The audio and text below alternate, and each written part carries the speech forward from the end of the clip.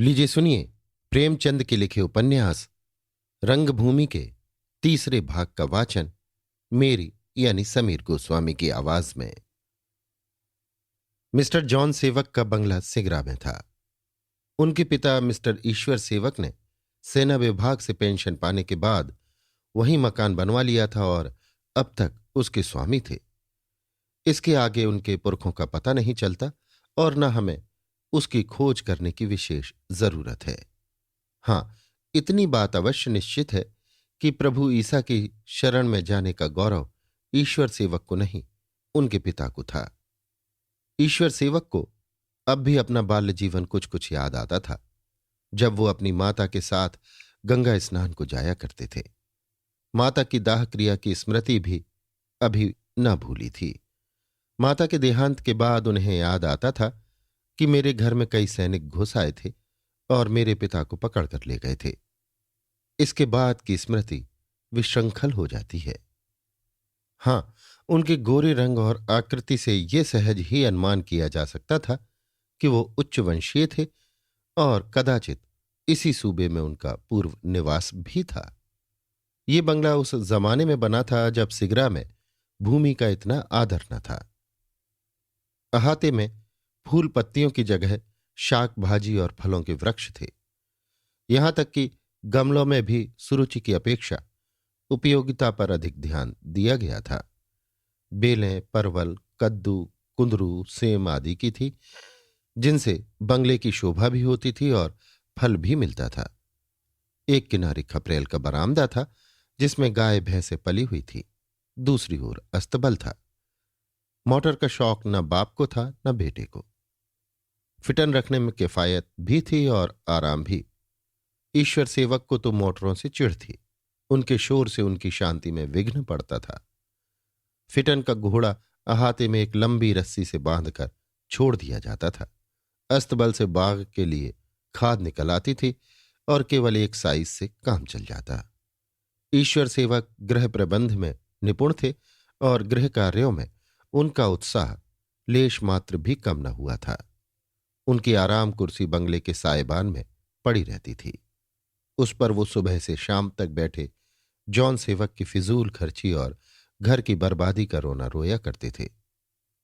वो अब भी नियमित रूप से पुत्र को घंटे 2 घंटे उपदेश दिया करते थे और शायद इसी उपदेश का फल था कि जॉन सेवक का धन और मान दिनों दिन बढ़ता जाता था। किफायत उनके जीवन का मूल तत्व था और इसका उल्लंघन उन्हें असह्य था। वो अपने घर में धन का अपव्यय नहीं देख सकते थे, चाहे वो किसी मेहमान ही का धन क्यों न हो। धर्मानुरागी इतने थे कि बिला नागा दोनों वक्त गिरजाघर जाते। उनकी अपनी अलग सवारी थी।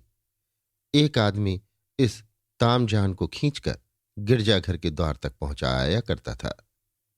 वहां पहुंचकर ईश्वर सेवक उसे तुरंत घर लौटा देते थे। गिरजा के अहाते में तामजान की रक्षा के लिए किसी आदमी के बैठे रहने की जरूरत न थी। घर आकर वो आदमी और कोई काम कर सकता था। बहुधा उसे लौटाते समय वो काम भी बतलाया करते थे। 2 घंटे बाद वो आदमी जाकर उन्हें खींच लाता था। लौटती बार यथासाध्य खाली हाथ न लौटते थे। कभी 2-4 पपीते मिल जाते, कभी नारंगियां, कभी सेर आध सेर मकोए। पादरी उनका बहुत सम्मान करता था। उनकी सारी उम्मत यानी अनुयायियों की मंडली में इतना वयोवृद्ध और दूसरा आदमी न था। उस पर धर्म का इतना प्रेमी। वो उसके धर्मोपदेशों को जितनी तन्मयता से सुनते थे और जितनी भक्ति से कीर्तन में भाग लेते थे, वो आदर्श कही जा सकती थी। प्रातःकाल था। लोग जलपान करके या छोटी हाजिरी खाकर मेज पर से उठे थे। मिस्टर जॉन सेवक ने गाड़ी तैयार करने का हुक्म दिया। ईश्वर सेवक ने अपनी कुर्सी पर बैठे बैठे चाय का एक प्याला पिया था और झुंझला रहे थे कि इसमें शक्कर क्यों इतनी झोंक दी गई है। शक्कर कोई नियामत नहीं कि पेट फाड़ कर खाई जाए। एक तो मुश्किल से पचती है, दूसरे इतनी महंगी। इसकी आधी शक्कर चाय को मजेदार बनाने के लिए काफी थी। अंदाज से काम करना चाहिए। शक्कर कोई पेट भरने की चीज नहीं है। सैकड़ों बार कह चुका हूं, पर मेरी कौन सुनता है। मुझे तो सबने कुत्ता समझ लिया है। उसके भूंकने की कौन परवाह करता है। मिसेस सेवक ने धर्मानुराग और मितव्ययिता का पाठ भली भांति अभ्यस्त किया था। लज्जित होकर बोली, पापा क्षमा कीजिए, आज सोफी ने शक्कर ज्यादा डाल दी थी। कल से आपको ये शिकायत न रहेगी। मगर करूं क्या, यहां तो हल्की चाय किसी को अच्छी ही नहीं लगती। ईश्वर सेवक ने उदासीन भाव से कहा, मुझे क्या करना है, कुछ कयामत तक तो बैठा रहूंगा नहीं, मगर घर के बर्बाद होने के यही लक्षण हैं। यीशु मुझे अपने दामन में छुपा। मिसेस सेवक, मैं अपनी भूल स्वीकार करती हूं। मुझे अंदाज से शक्कर निकाल देनी चाहिए थी। ईश्वर सेवक, अरे तो आज ही कोई नई बात थोड़े ही है। रोज तो यही रोना रहता है। जॉन समझता है मैं घर का मालिक हूं, रुपए कमाता हूं, खर्च क्यों ना करूं। मगर धन कमाना एक बात है, उसका सद्व्यय करना दूसरी बात। होशियार आदमी उसे कहते हैं जो धन का उचित उपयोग करे। इधर से लाकर उधर खर्च कर दिया तो क्या फायदा। इससे तो ना लाना ही अच्छा। समझाता ही रहा, पर इतनी ऊंची रास का घोड़ा ले लिया, इसकी क्या जरूरत थी। तुम्हें घुड़दौड़ नहीं करना है, एक टट्टू से काम चल सकता था। यही ना कि औरों के घोड़े आगे निकल जाते तो इसमें तुम्हारी क्या शेखी मारी जाती। कहीं दूर जाना नहीं पड़ता। टट्टू होता 6 सेर की जगह 2 सेर दाना खाता। आखिर 4 सेर दाना व्यर्थ ही जाता है ना। मगर मेरी कौन सुनता है। ईसु मुझे अपने दामन में छुपा। सोफी, यहां आ बेटी, कलाम पाक सुना।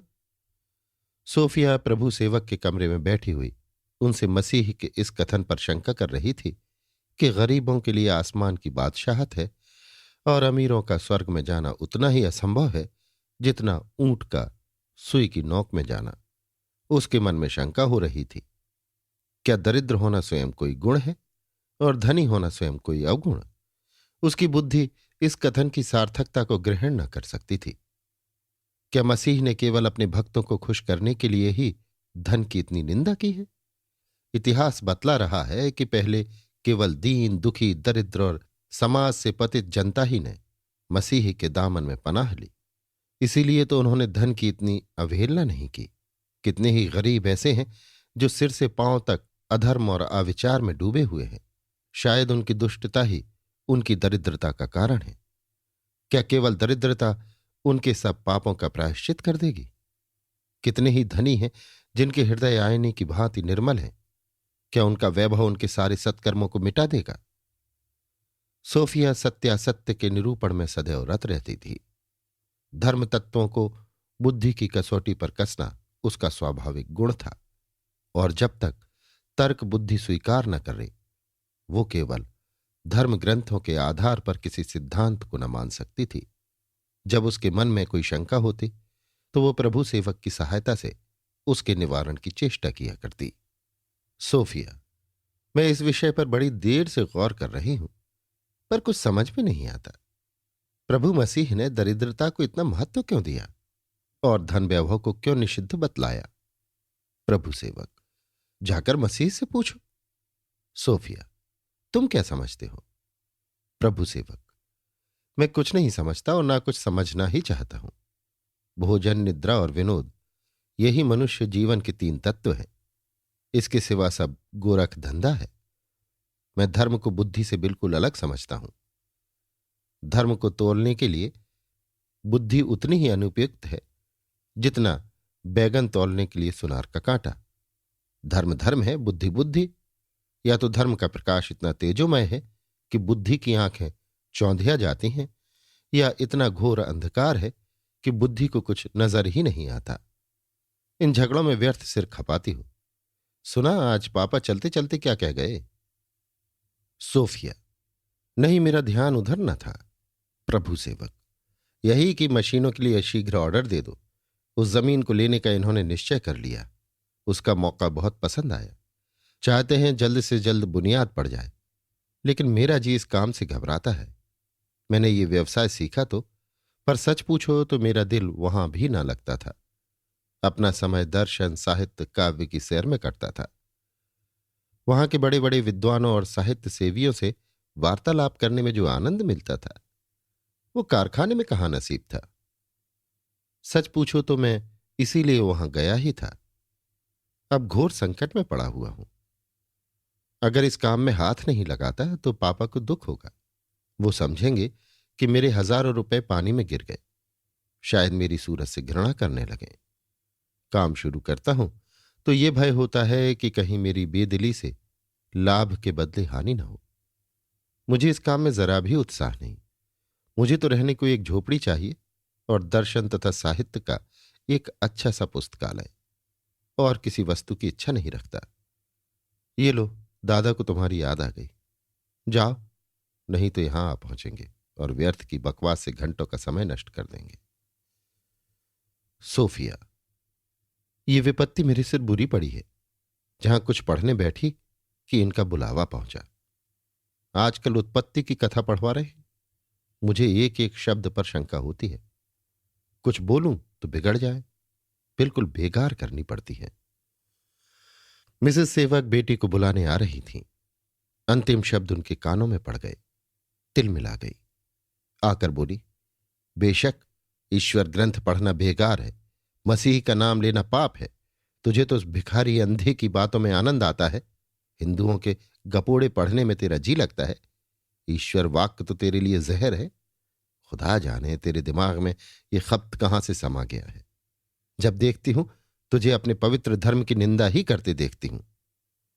तू अपने मन में भले ही समझ ले कि ईश्वर वाक्य कपोल कल्पना है, लेकिन अंधे की आंखों में अगर सूर्य का प्रकाश न पहुंचे तो ये सूर्य का दोष नहीं, अंधे की आंखों ही का दोष है। आज 3/4 दुनिया जिस महात्मा के नाम पर जान देती है, जिस महान आत्मा की अमृतवाणी आज सारी दुनिया को जीवन प्रदान कर रही है, उससे यदि तेरा मन विमुख हो रहा है तो ये तेरा दुर्भाग्य और तेरी दुर्बुद्धि है। खुदा तेरे हाल पर रहम करे। सोफिया, महात्मा ईसा के प्रति कभी मेरे मुंह से कोई अनुचित शब्द नहीं निकला। मैं उन्हें धर्म, त्याग और सद्विचार का अवतार समझती हूं, लेकिन उनके प्रति श्रद्धा रखने का ये आशय नहीं है कि भक्तों ने उनके उपदेशों में जो असंगत बातें भर दी हैं या उनके नाम से जो विभूतियां प्रसिद्ध कर रखी हैं उन पर भी ईमान लाऊं। और ये अनर्थ कुछ प्रभु मसीही ही के साथ नहीं किया गया, संसार के सभी महात्माओं के साथ यही अनर्थ किया गया है। मिसेस सेवक, तुझे ईश्वर ग्रंथ के प्रत्येक शब्द पर ईमान लाना पड़ेगा, वरना तू अपनी गणना प्रभु मसीह के भक्तों में नहीं कर सकती।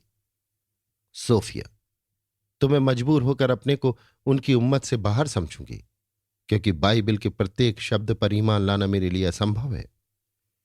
मिसेस सेवक, तू विधर्मणी और भ्रष्टा है। प्रभु मसीह तुझे कभी क्षमा न करेंगे। सोफिया, अगर धार्मिक संकीर्णता से दूर रहने के कारण ये नाम दिए जाते हैं तो मुझे स्वीकार करने में कोई आपत्ति नहीं है। मिसेस सेवक से अब जब्त न हो सका। अभी तक उन्होंने कातिल वार न किया था, मात्र स्नेह हाथों को रोके हुए था। लेकिन सोफिया के वितंडावाद ने अब उनके धैर्य का अंत कर दिया। बोली, प्रभु मसीह से विमुख होने वाले के लिए इस घर में जगह नहीं है। प्रभु सेवक, मामा आप घोर अन्याय कर रही हैं। सोफिया ये कब कहती है कि मुझे प्रभु मसीह पर विश्वास नहीं है। मिसेस सेवक, हां वो यही कह रही है। तुम्हारी समझ का फेर है। ईश्वर ग्रंथ पर ईमान न लाने का और क्या अर्थ हो सकता है। इसे प्रभु मसीह के अलौकिक कृत्यों पर अविश्वास और उनके नैतिक उपदेशों पर शंका है। ये उनके प्रायश्चित के तत्व को नहीं मानती, उनके पवित्र आदेशों को स्वीकार नहीं करती। प्रभु सेवक, मैंने इसे मसीह के आदेशों का उल्लंघन करते कभी नहीं देखा। सोफिया, धार्मिक विषयों में मैं अपनी विवेक बुद्धि के सिवा और किसी के आदेशों को नहीं मानती। मिसेस सेवक, मैं तुझे अपनी संतान नहीं समझती और तेरी सूरत नहीं देखना चाहती। ये कहकर सोफिया के कमरे में घुस गई और उसकी मेज पर से बौद्ध धर्म और वेदांत के कई ग्रंथ उठाकर बाहर बरामदे में फेंक दिए। उसी आवेश में उन्हें पैरों से कुचला और जाकर ईश्वर सेवक से बोली, पापा आप सोफी को नाहक बुला रहे हैं। वो प्रभु मसीह की निंदा कर रही है। मिस्टर ईश्वर सेवक ऐसे चौंके मानो देह पर आग की चिंगारी गिर पड़ी हो और अपनी ज्योति विहीन आंखों को फाड़ कर बोले, क्या कहा? सोफी प्रभु मसीह की निंदा कर रही है? सोफी? मिसेस सेवक, हां हां सोफी कहती है मुझे उनकी विभूतियों पर, उनके उपदेशों और आदेशों पर विश्वास नहीं है। ईश्वर सेवक ठंडी सांस खींचकर, प्रभु मसीह मुझे अपने दामन में छुपा, अपनी भटकती हुई भेड़ों को सच्चे मार्ग पर ला। कहाँ है सोफी? मुझे उसके पास ले चलो, मेरे हाथ पकड़कर उठाओ। खुदा मेरी बेटी के हृदय को अपनी ज्योति से जगा। मैं उसके पैरों पर गिरूंगा, उसकी मिन्नतें करूंगा, उसे दीनता से समझाऊंगा। मुझे उसके पास तो ले चलो। मिसेस सेवक, मैं सब कुछ करके हार गई। उस पर खुदा की लानत है। मैं उसका मुंह नहीं देखना चाहती। ईश्वर सेवक, ऐसी बातें न करो। वो मेरे खून का खून, मेरी जान की जान, मेरे प्राणों का प्राण है। मैं उसे कलेजे से लगाऊंगा। प्रभु मसीह ने विधर्मियों को छाती से लगाया था, कुकर्मियों को अपने दामन में शरण दी थी। वो मेरी सोफिया पर अवश्य दया करेंगे। यीशु, मुझे अपने दामन में छुपा। मिसेस सेवक ने अब भी सहारा न दिया तो ईश्वर सेवक लकड़ी के सहारे उठे और लाठी टेकते हुए सोफिया के कमरे के द्वार पर आकर बोले, बेटी सोफी, कहाँ है? इधर आ बेटी, तुझे गले से लगाऊं। मेरा मसीह खुदा का दुलारा बेटा था, दीनों का सहायक, निर्बलों का रक्षक, दरिद्रों का मित्र, डूबतों का सहारा, पापियों का उद्धारक, दुखियों का बेड़ा पार लगाने वाला। बेटी, ऐसा और कौन सा नबी है जिसका दामन इतना चौड़ा हो, जिसकी गोद में संसार के सारे पापों, सारी बुराइयों के लिए स्थान हो? वही एक ऐसा नबी है जिसने दुरात्माओं को, अधर्मियों को, पापियों को मुक्ति की शुभ सूचना दी। नहीं तो हम जैसे मलिन आत्माओं के लिए मुक्ति कहाँ थी? हमें उबारने वाला कौन था?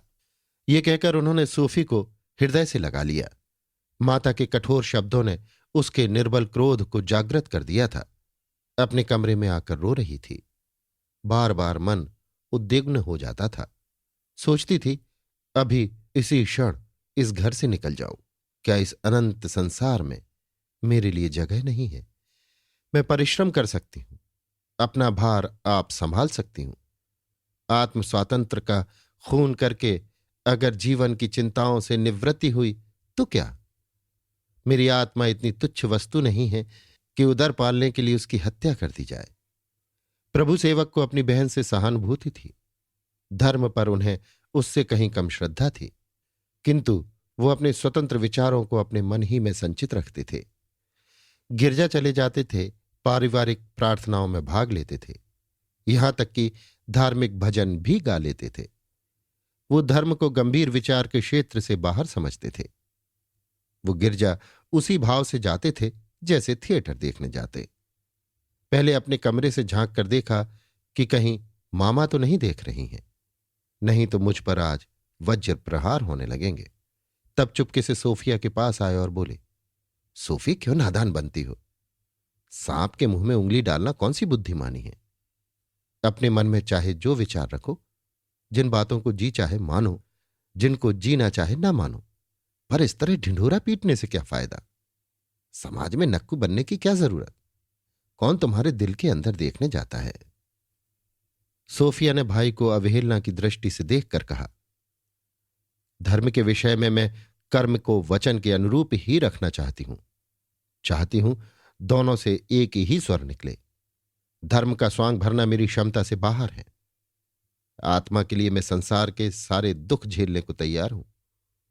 अगर मेरे लिए इस घर में स्थान नहीं है तो ईश्वर का बनाया हुआ विस्तृत संसार तो है, कहीं भी अपना निर्वाह कर सकती हूं। मैं सारी विडंबनाएं सह लूंगी।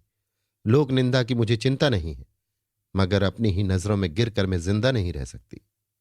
अगर यही मान लूं कि मेरे लिए चारों तरफ से द्वार बंद हैं, तो भी मैं आत्मा को बेचने की अपेक्षा भूखों मर जाना कहीं अच्छा समझती हूं। प्रभु सेवक, दुनिया उससे कहीं तंग है जितना तुम समझती हो। सोफिया, कब्र के लिए तो जगह निकल ही आएगी।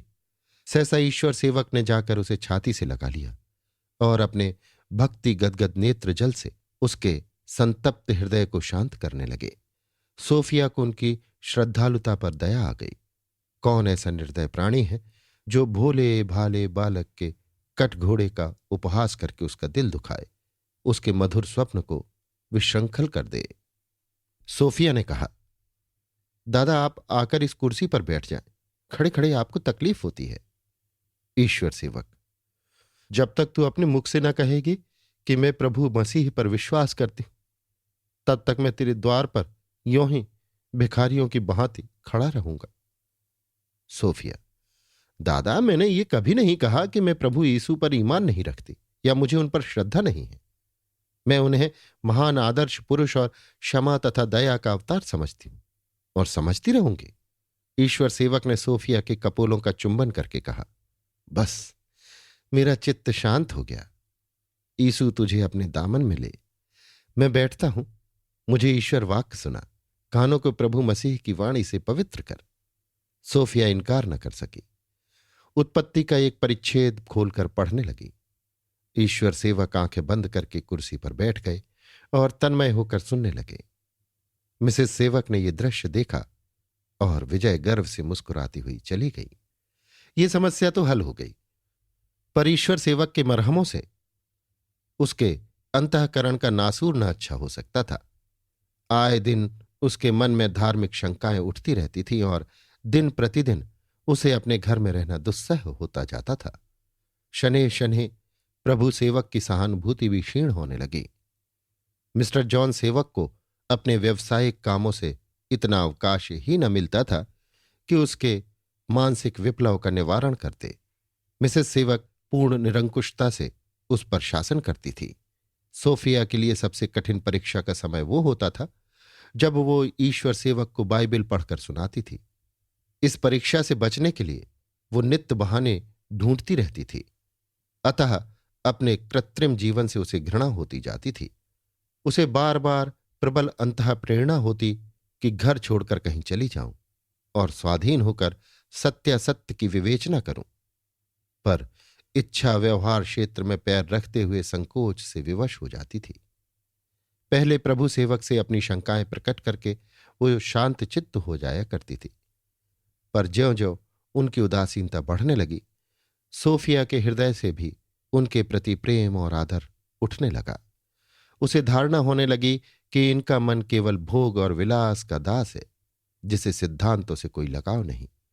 यहां तक कि उनकी काव्य रचनाएं भी, जिन्हें वो पहले बड़े शौक से सुना करती थी, अब उसे कृत्रिम भावों से परिपूर्ण मालूम होती। वो बहुधा टाल दिया करती कि मेरे सिर में दर्द है, सुनने को जी नहीं चाहता। अपने मन में कहती, इन्हें उन सद्भावों और पवित्र आवेगों को व्यक्त करने का क्या अधिकार है जिनका आधार आत्मदर्शन और अनुभव पर न हो। एक दिन जब घर के सब प्राणी गिरजाघर जाने लगे तो सोफिया ने सिर दर्द का बहाना किया। अब तक वो शंकाओं के होते हुए भी रविवार को गिरजाघर चली जाया करती थी। प्रभु सेवक उसका मनोभाव ताड़ गए। बोले, सोफी, गिरजा जाने में तुम्हें क्या आपत्ति है? वहां जाकर आध घंटे चुपचाप बैठे रहना कोई ऐसा मुश्किल काम नहीं। प्रभु सेवक बड़े शौक से गिरजा जाया करते थे। वहां उन्हें बनाओ और दिखाओ, पाखंड और ढकोसलों की दार्शनिक मीमांसा करने और व्यंग्योक्तियों के लिए सामग्री जमा करने का अवसर मिलता था। सोफिया के लिए आराधना विनोद की वस्तु नहीं, शांति और तृप्ति की वस्तु थी। बोली, तुम्हारे लिए आसान हो, मेरे लिए मुश्किल ही है। प्रभु सेवक, क्यों अपनी जान बवाल में डालती हो? अम्मा का स्वभाव तो जानती हो। सोफिया, मैं तुमसे परामर्श नहीं चाहती, अपने कामों की जिम्मेदारी अपने ऊपर लेने को तैयार हूं। मिसेस सेवक ने आकर पूछा, सोफी, क्या सिर में इतना दर्द है कि गिरजे तक नहीं चल सकती? सोफिया, जा क्यों नहीं सकती, पर जाना नहीं चाहती। मिसेस सेवक, क्यों? सोफिया, मेरी इच्छा, मैंने गिरजा जाने की प्रतिज्ञा नहीं की है। मिसेस सेवक, क्या तू चाहती है कि हम कहीं मुंह दिखाने लायक न रहें? सोफिया, हरगिज नहीं, मैं सिर्फ इतना ही चाहती हूं कि आप मुझे चर्च जाने के लिए मजबूर न करें। ईश्वर सेवक पहले ही अपने तामजान पर बैठकर चल दिए थे। जॉन सेवक ने आकर केवल इतना पूछा, क्या बहुत ज्यादा दर्द है? मैं उधर से कोई दवा लेता आऊंगा, जरा पढ़ना कम कर दो और रोज घूमने जाया करो। ये कहकर वो प्रभु सेवक के साथ फिटन पर आ बैठे, लेकिन मिसेस सेवक इतनी आसानी से उसका गला छोड़ने वाली न थी। बोली, तुझे यीशु के नाम से क्यों इतनी घृणा है? सोफिया, मैं हृदय से उन पर श्रद्धा रखती हूं। मां, तू झूठ बोलती है। सोफिया, अगर दिल में श्रद्धा न होती तो जबान से कदापि न कहती। मां, तू प्रभु मसीह को अपना मुक्तिदाता समझती है? तुझे यह विश्वास है कि वो तेरा उद्धार करेंगे? सोफिया, कदापि नहीं। मेरा विश्वास है कि मेरी मुक्ति, अगर मुक्ति हो सकती है, तो मेरे कर्मों से होगी। मां, तेरे कर्मों से तेरे मुंह में कालिख लगेगी, मुक्ति ना होगी। ये कहकर मिसेस सेवक भी फिटन पर जा बैठी। संध्या हो गई थी। सड़क पर ईसाइयों के दल कोई ओवरकोट पहने, कोई माघ की ठंड से सिकड़े हुए खुश गिरजे चले जा रहे थे। पर सोफिया को सूर्य की मलिन ज्योति भी असह्य हो रही थी। वो एक ठंडी सांस खींचकर बैठ गई। तेरे कर्मों से तेरे मुंह में कालिख लगेगी, ये शब्द उसके अंतःकरण को भाले के समान वेधने लगे। सोचने लगी, मेरी स्वार्थ सेवा का यही उचित दंड है। मैं केवल रोटियों के लिए अपनी आत्मा की हत्या कर रही हूं, अपमान और अनादर के झोंके से रही हूं। इस घर में कौन मेरा हितैषी है? कौन है जो मेरे मरने की खबर पाकर आंसू की 4 बूंदें गिरा दे? शायद मेरे मरने से लोगों को खुशी होगी। मैं इनकी नजरों में इतनी गिर गई हूं, ऐसे जीवन पर धिक्कार है। मैंने देखे हैं हिंदू घरानों में भिन्न भिन्न मतों के प्राणी कितने प्रेम से रहते हैं। बाप सनातन धर्मावलंबी है तो बेटा आर्य समाजी, पति ब्रह्म समाज में है तो स्त्री पाषाण पूजकों में। सब अपने अपने धर्म का पालन करते हैं, कोई किसी से नहीं बोलता। हमारे यहां आत्मा कुचली जाती है, फिर भी ये दावा है कि हमारी शिक्षा और सभ्यता विचार स्वातंत्र के पोषक हैं तो हमारे यहां भी उदार विचारों के लोग। प्रभु सेवक ही उनकी एक मिसाल है। पर इनकी उदारता यथार्थ में विवेक शून्यता है। ऐसे उदार प्राणियों से तो अनुदार ही अच्छे। इनमें कुछ विश्वास तो है, निरे बहुरूपीय तो नहीं है। आखिर मामा अपने दिल में क्या समझती हैं कि बात बात पर वाग्वाणों से छेदने लगती है? उनके दिल में यही विचार होगा कि इसे कहीं और ठिकाना नहीं है, कोई इसका पूछने वाला नहीं। मैं इन्हें दिखा दूंगी कि मैं अपने पैरों पर खड़ी हो सकती हूं। अब इस घर में रहना नरकवास के समान है। इस बेहयाई की रोटियां खाने से भूखों मर जाना अच्छा है। बला से लोग हंसेंगे, आजाद तो हो जाऊंगी, किसी के ताने महने तो न सुनने पड़ेंगे। सोफिया उठी और मन में कोई स्थान निश्चित किए बिना ही अहाते से बाहर निकल आई। उस घर की वायु अब उसे दूषित मालूम होती थी। वो आगे बढ़ती जाती थी, पर दिल में लगातार प्रश्न हो रहा था, कहां जाऊं? जब वो घनी आबादी में पहुंची तो शोहदों ने उस पर इधर उधर से आवाजें कसने शुरू किए, किंतु वो शर्म से सिर नीचा करने के बदले उन आवाजों और कुवासनामयी दृष्टियों का जवाब घृणायुक्त नेत्रों से देती चली जाती थी, जैसे कोई सवेग जलधारा पत्थरों को ठुकराती हुई आगे बढ़ती चली जाए। यहां तक कि वो उस खुली हुई सड़क पर आ गई जो दशाश्वमेध घाट की ओर जाती है। उसके जी में आया, जरा दरिया की सैर करती चलूं, कदाचित किसी सज्जन से भेंट हो जाए। जब तक 2-4 आदमियों से परिचय न हो और वे मेरा हाल न जाने, मुझसे कौन सहानुभूति प्रकट करेगा? कौन मेरे हृदय की बात जानता है? ऐसे सदैव प्राणी सौभाग्य ही से मिलते हैं। जब अपने माता पिता अपने शत्रु हो रहे हैं तो दूसरों से भलाई की क्या आशा? वो इसी नैराश्य की दशा में चली जा रही थी कि सहसा उसे एक विशाल प्रासाद देख पड़ा, जिसके सामने बहुत चौड़ा हरा मैदान था। अंदर जाने के लिए एक ऊंचा फाटक था, जिसके ऊपर एक सुनहरा गुंबद बना हुआ था। इस गुंबद में नौबत बज रही थी। फाटक से भवन तक सुर्खी की एक रविश थी, जिसके दोनों ओर बेलें और गुलाब की क्यारियां थीं। हरी हरी घास पर बैठे कितने ही नर नारी माघ की शीतल वायु का आनंद ले रहे थे। कोई लेटा हुआ था, कोई तकिएदार चौकियों पर बैठा सिगार पी रहा था। सोफिया ने शहर में ऐसा रमणीक स्थान न देखा था। उसे आश्चर्य हुआ कि शहर के मध्य भाग में भी ऐसे मनोरम स्थान मौजूद है। वो एक चौकी पर बैठ गई और सोचने लगी, अब लोग चर्च से आ गए होंगे, मुझे घर में न देखकर चौंकेंगे तो जरूर, पर समझेंगे कहीं घूमने गई होगी। अगर रात भर यहीं बैठी रहूं तो भी वहां किसी को चिंता न होगी। आराम से खा पी कर सोएंगे। हां, दादा को अवश्य दुख होगा, वो भी केवल इसलिए कि उन्हें बाइबिल पढ़कर सुनाने वाला कोई नहीं। ममा तो दिल में खुश होंगी कि अच्छा हुआ, आंखों से दूर हो गई। मेरा किसी से परिचय नहीं, इसी से कहा है सबसे मिलते रहना चाहिए, न जाने कब किससे काम पड़ जाए। मुझे बरसों रहते हो गए और किसी से राह रस्म न पैदा की। मेरे साथ नैनीताल में यहाँ के किसी रईस की लड़की पढ़ती थी, भला सा नाम था, हाँ, इंदु। कितना कोमल स्वभाव था, बात बात से प्रेम टपका पड़ता था। हम दोनों गले में बाहें डाले टहलती थी। वहां कोई बालिका इतनी सुंदर और ऐसी सुशील न थी। मेरे और उसके विचारों में कितना सादृश्य था। कहीं उसका पता मिल जाता तो 10-5 दिन उसी के यहां मेहमान हो जाती। उसके पिता का अच्छा सा नाम था, हाँ, कुंवर भरत सिंह। पहले ये बात ध्यान में ना आई, नहीं तो एक कार्ड लिखकर डाल देती। मुझे भूल तो क्या गई होगी, इतनी निष्ठुर तो ना मालूम होती थी। कम से कम मानव चरित्र का तो अनुभव हो जाएगा। मजबूरी में हमें उन लोगों की याद आती है जिनकी सूरत भी विस्मृत हो चुकी होती है। विदेश में हमें अपने मोहल्ले का नाई या कहार भी मिल जाए तो हम उसके गले मिल जाते हैं, चाहे देश में उससे कभी सीधे मुंह बात भी न की हो। सोफिया सोच रही थी कि किसी से कुंवर भरत सिंह का पता पूछो। इतने में भवन में सामने वाले पक्के चबूतरे पर फर्श बिछ गया। कई आदमी सितार, बेला, मृदंग ले आ बैठे और इन साजों के साथ स्वर मिलाकर कई नवयुवक एक स्वर से गाने लगे। शांति समर में कभी भूल कर धैर्य नहीं खोना होगा, वज्र प्रहार भले सिर पर हो, नहीं किंतु रोना होगा। अरि से बदला लेने का मन बीज नहीं बोना होगा, घर में कान तूल देकर फिर तुझे नहीं सोना होगा। देश दाग को रुधिर वारी से हर्षित हो धोना होगा, देश कार्य की भारी गठरी सिर पर रख ढोना होगा।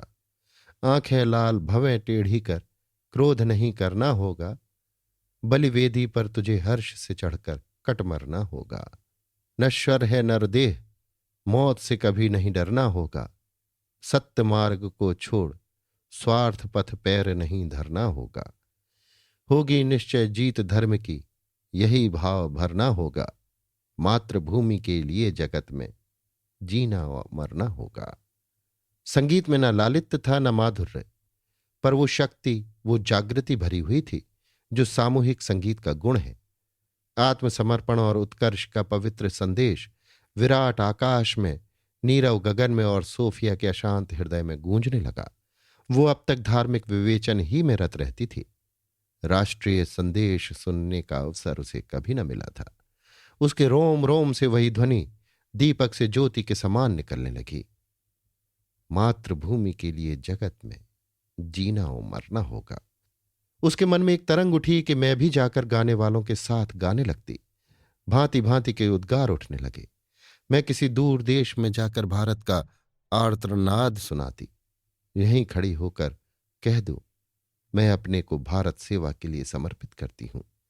अपने जीवन के उद्देश्य पर एक व्याख्यान देती।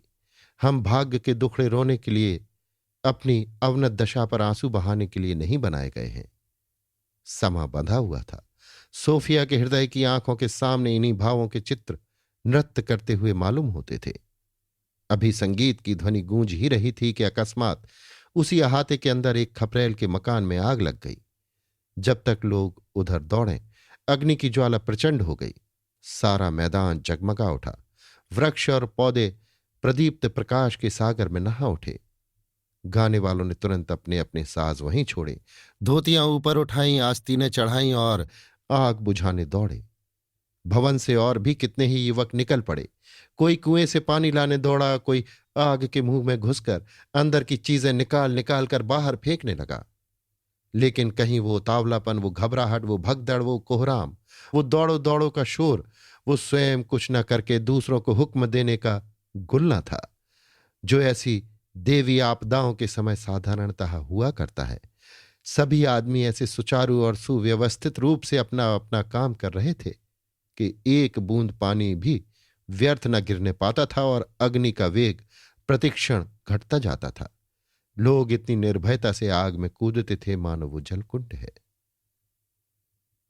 अभी अग्नि का वेग पूर्णतः शांत न हुआ था कि दूसरी तरफ से आवाज आई, दौड़ो दौड़ो, आदमी डूब रहा है।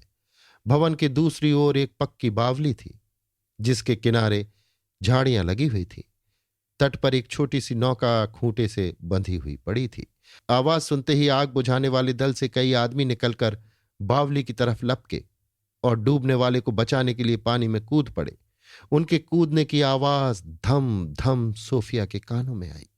ईश्वर का ये कैसा प्रकोप कि एक ही समय दोनों प्रधान तत्वों में ये विप्लव, और एक ही स्थान पर। वो उठकर बावली की ओर जाना ही चाहती थी कि अचानक उसने एक आदमी को पानी का डोल लिए फिसलकर जमीन पर गिरते देखा। चारों ओर अग्नि शांत हो गई थी, पर जहां वो आदमी गिरा था वहां अब तक बड़े वेग से धधक रही थी। अग्नि ज्वाला विकराल मुंह खोले उस अभागे मनुष्य की तरफ लपकी। आग की लपटें उसे निकल जाती, पर सोफिया विद्युत गति से ज्वाला की तरफ दौड़ी और उस आदमी को खींचकर बाहर निकाल लाई। ये सब कुछ पल मात्र में हो गया। अभागे की जान बच गई, लेकिन सोफिया का कोमल गात आग की लपट से झुलस गया। वो ज्वालाओं के घेरे से बाहर आते ही अचेत होकर जमीन पर गिर पड़ी। सोफिया ने 3 दिन तक आंखें नहीं खोली। मन न जाने किन लोकों में भ्रमण किया करता था। कभी अद्भुत, कभी भयावह दृश्य दिखाई देते, कभी ईसा की सौम्य मूर्ति सामने आ जाती, कभी किसी विदुषी महिला के चंद्रमुख के दर्शन होते, जिन्हें ये सेंट मेरी समझती। चौथे दिन प्रातःकाल उसने आंखें खोली तो अपने को एक सजे हुए कमरे में पाया। गुलाब और चंदन की सुगंध आ रही थी। उसके सामने कुर्सी पर वही महिला बैठी हुई थी जिन्हें उसने सुषुप्त अवस्था में सेंट मेरी समझा था, और सिराहने की ओर एक वृद्ध पुरुष बैठे थे जिनकी आंखों से दया टपकी पड़ती थी। इन्हीं को कदाचित उसने अर्धचेतना की दशा में ईसा समझा था। स्वप्न की रचना स्मृतियों की पुनरावृत्ति मात्र होती है। सोफिया ने क्षीण स्वर में पूछा, मैं कहाँ हूं? मामा कहाँ है? वृद्ध पुरुष ने कहा, तुम कुंवर भरत सिंह के घर में हो। तुम्हारे सामने रानी साहब बैठी हुई हैं। तुम्हारा जी अब कैसा है? सोफिया, अच्छी हूं, प्यास लगी है। मामा कहाँ है? पापा कहाँ है? आप कौन है? रानी, ये डॉक्टर गांगुली हैं, 3 दिन से तुम्हारी दवा कर रहे हैं। तुम्हारे पापा मामा कौन है? सोफिया, पापा का नाम मिस्टर जॉन सेवक है। हमारा बंगला सिगरा में है। डॉक्टर, अच्छा, तुम मिस्टर जॉन सेवक की बेटी हो? हम उसे जानता है, अभी बुलाता है। रानी, किसी को अभी भेज दो? सोफिया, कोई जल्दी नहीं है, आ जाएंगे। मैंने जिस आदमी को पकड़कर खींचा था उसकी क्या दशा हुई? रानी, बेटी, वो ईश्वर की कृपा से बहुत अच्छी तरह है, उसे जरा भी आंच नहीं लगी। वो मेरा बेटा विनय है, अभी आता होगा। तुम्ही ने तो उसके प्राण बचाए। अगर तुम दौड़कर न पहुंच जाती तो आज न जाने क्या होता। मैं तुम्हारे ऋण से कभी मुक्त नहीं हो सकती। तुम मेरे कुल की रक्षा करने वाली देवी हो। सोफिया, जिस घर में आग लगी थी उसके आदमी सब बच गए? रानी, बेटी, ये तो केवल अभिनय था। विनय ने यहां एक सेवा समिति बना रखी है। जब शहर में कोई मेला होता है या किसी से किसी दुर्घटना का समाचार आता है तो समिति वहां पहुंचकर सेवा सहायता करती है। उस दिन समिति की परीक्षा के लिए कुंवर साहब ने वो अभिनय किया था। डॉक्टर, कुंवर साहब देवता है, कितने गरीब लोगों की रक्षा करता है। ये समिति अभी थोड़े दिन हुए बंगाल गई थी। यहां सूर्य ग्रहण का स्नान होने वाला है। लाखों यात्री दूर दूर से आएंगे, उसके लिए ये सब तैयारी हो रही है। इतने में एक युवती रमणी आकर खड़ी हो गई।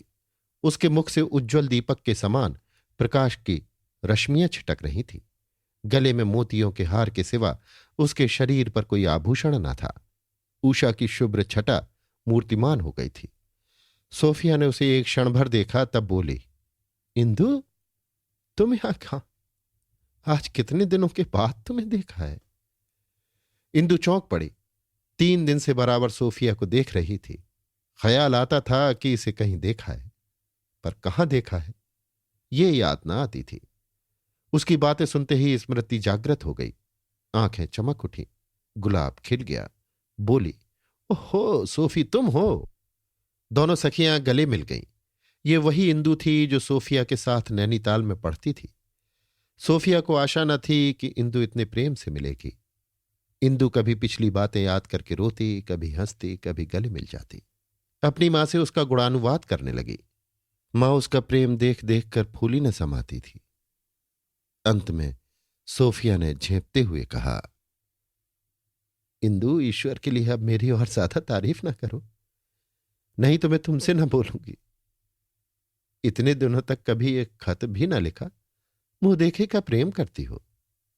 रानी, नहीं बेटी सोफी, इंदु मुझसे कई बार तुम्हारी चर्चा कर चुकी है। यहां किसी से हंसकर बोलती तक नहीं।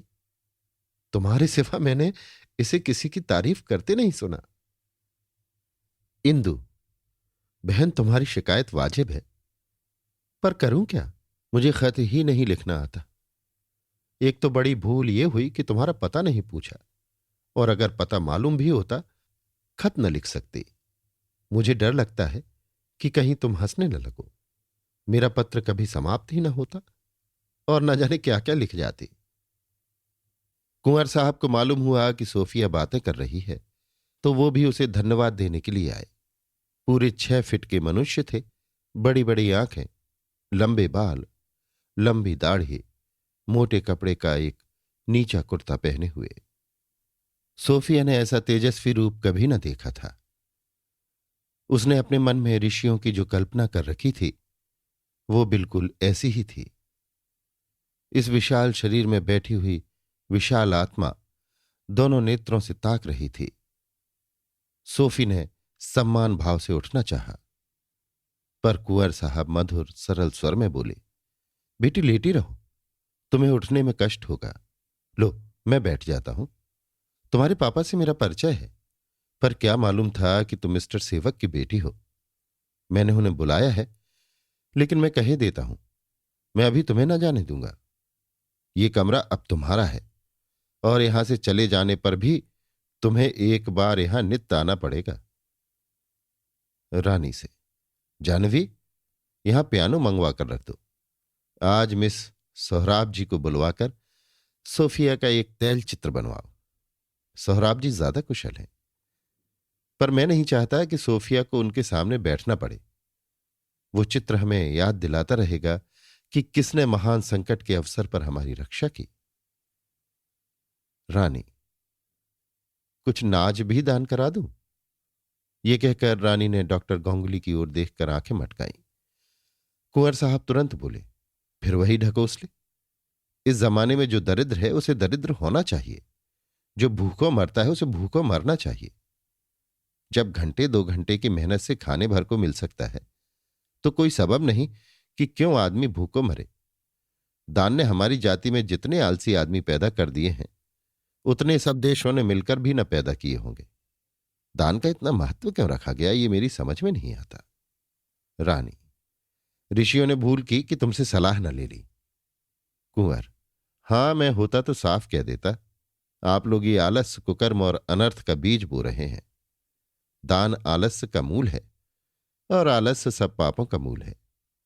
इसलिए दान ही सब पापों का मूल है। कम से कम पोषक तो आवश्यक ही है, दान नहीं। अगर जी चाहता हो तो मित्रों को एक भोज दे दो। डॉक्टर गांगुली, सोफिया, तुम राजा साहब की बात सुनता है? तुम्हारा प्रभु मसीह तो दान को सबसे बढ़कर महत्व देता है। तुम कुंवर साहब से कुछ नहीं कहता?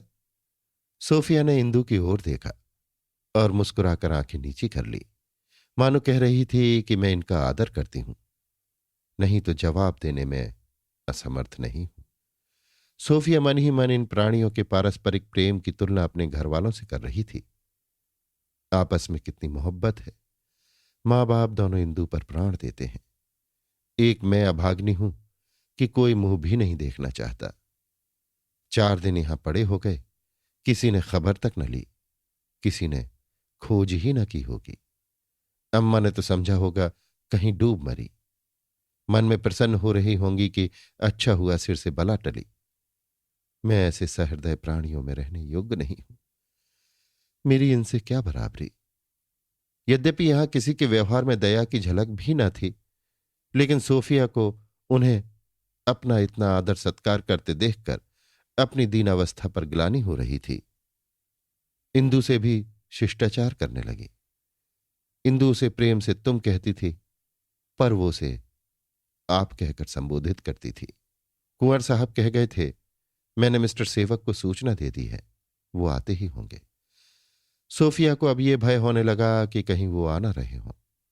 आते ही आते मुझे अपने साथ चलने को कहेंगे। मेरे सिर फिर वही विपत्ति पड़ेगी। इंदु से अपनी विपत्ति कथा कहूं तो शायद उसे मुझसे कुछ सहानुभूति हो। ये नौकरानी यहां व्यर्थ ही बैठी हुई है। इंदु आए भी तो उससे कैसे बातें करूंगी। पापा के आने के पहले एक बार इंदु से एकांत में मिलने का मौका मिल जाता तो अच्छा होता। क्या करूं, इंदु को बुला भेजूं? ना जाने क्या करने लगी। पियानो बजाऊं तो शायद सुनकर आए। उधर इंदु भी सोफिया से कितनी ही बातें करना चाहती थी। रानी जी के सामने उसे दिल की बातें कहने का अवसर न मिला था।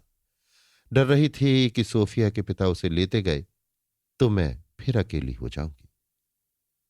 डॉक्टर गांगुली ने कहा था कि इन्हें ज्यादा बातें मत करने देना, आज और आराम से सो लें, तो फिर कोई चिंता न रहेगी। इसलिए वो आने का इरादा करके भी रह जाती थी। आखिर 9 बजते बजते वो अधीर हो गई। आकर नौकरानी को अपना कमरा साफ करने के बहाने से हटा दिया और सोफिया के सिरहाने बैठकर बोली, क्यों बहन, बहुत कमजोरी तो नहीं मालूम होती? सोफिया, बिल्कुल नहीं, मुझे तो मालूम होता है कि मैं चंगी हो गई। इंदु, तुम्हारे पापा कहीं तुम्हें अपने साथ ले गए तो मेरे प्राण ही निकल जाएंगे। तुम भी उनकी राह देख रही हो। उनके आते ही खुश होकर चली जाओगी और शायद फिर कभी मेरी याद भी न करोगी। ये कहते कहते इंदु की आंखें सजल हो गईं। मनोभावों के अनुचित आवेश को हम बहुधा मुस्कुराहट से छिपाते हैं। इंदु की आंखों में आंसू भरे हुए थे, पर वो मुस्कुरा रही थी। सोफिया बोली, आप मुझे भूल सकती हैं, पर मैं आपको कैसे भूलूंगी? वो अपने दिल का दर्द सुनाने ही जा रही थी कि संकोच ने आकर जबान बंद कर दी। बात फेर कर बोली, मैं कभी कभी आपसे मिलने आया करूंगी। इंदु, मैं तुम्हें यहां से अभी 15 दिन तक न जाने दूंगी। धर्म बाधक न होता तो कभी न जाने देती। अम्मा जी तुम्हें अपनी बहू बनाकर छोड़ती, तुम्हारे ऊपर बेतरह रीझ गई हैं। जहां बैठती हैं तुम्हारी ही चर्चा करती हैं। विनय भी तुम्हारे हाथों बिका हुआ सा जान पड़ता है। तुम चली जाओगी तो सबसे ज्यादा दुख उसी को होगा।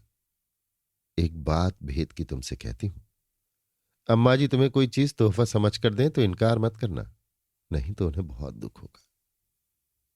इस प्रेममय आग्रह ने संकोच का लंगर उखाड़ दिया। जो अपने घर में नित्य कटु शब्द सुनने की आदि हो, उसके लिए इतनी मधुर सहानुभूति काफी से ज्यादा थी। अब सोफी को इंदु से अपने मनोभावों को गुप्त रखना मैत्री के नियमों के विरुद्ध प्रतीत हुआ। करुण स्वर में बोली, इंदु, मेरा वश चलता तो कभी रानी के चरणों को ना छोड़ती, पर अपना क्या काबू है। ये स्नेह और कहां मिलेगा? इंदु ये भाव न समझ सकी। अपनी स्वाभाविक सरलता से बोली, कहीं विवाह की बातचीत हो रही है क्या? उसकी समझ में विवाह के सिवा लड़कियों के इतना दुखी होने का कोई कारण न था। सोफिया, मैंने तो इरादा कर लिया है कि विवाह न करूंगी। इंदु, क्यों? सोफिया, इसलिए कि विवाह से मुझे अपनी धार्मिक स्वाधीनता त्याग देनी पड़ेगी। धर्म विचार स्वातंत्र का गला घोंट देता है। मैं अपनी आत्मा को किसी मत के हाथ नहीं बेचना चाहती। मुझे ऐसा ईसाई पुरुष मिलने की आशा नहीं जिसका हृदय इतना उदार हो कि वो मेरी धार्मिक शंकाओं को दरगुजर कर सके। मैं परिस्थिति से विवश होकर ईसा को खुदा का बेटा और अपना मुक्तिदाता नहीं मान सकती। विवश होकर गिरजाघर में ईश्वर की प्रार्थना करने नहीं जाना चाहती। मैं ईसा को ईश्वर नहीं मान सकती। इंदु, मैं तो समझती थी तुम्हारे यहां हम लोगों के यहां से कहीं ज्यादा आजादी है। जहां चाहो अकेली जा सकती हो। हमारा तो घर से निकलना मुश्किल है।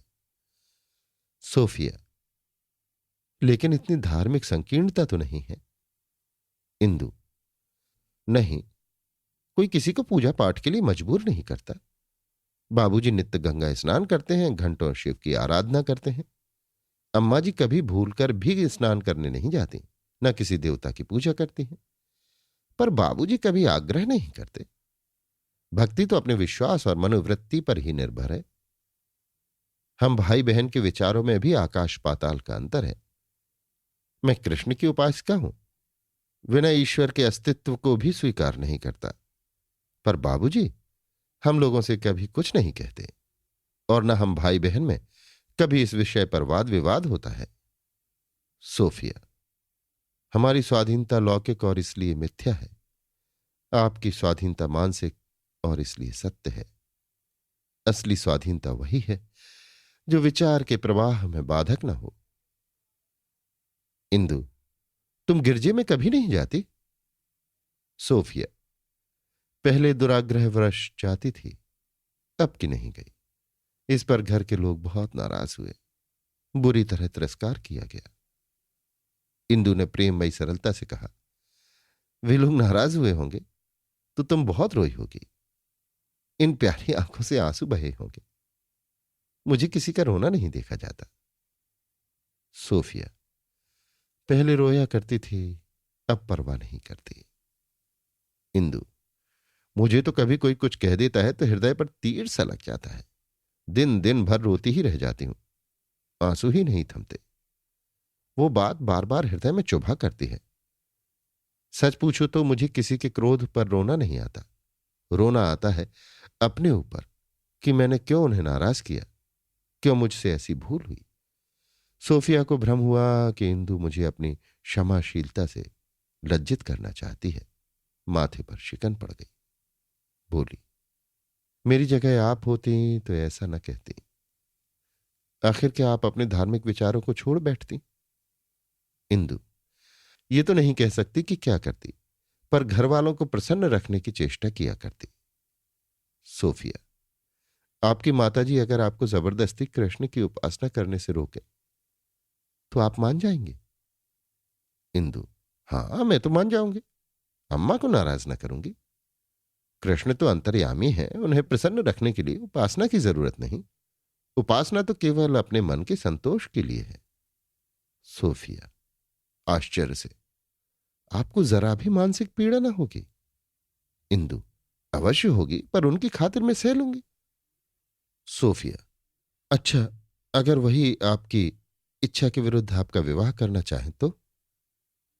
इंदु, लजाते हुए, वो समस्या तो हल हो चुकी।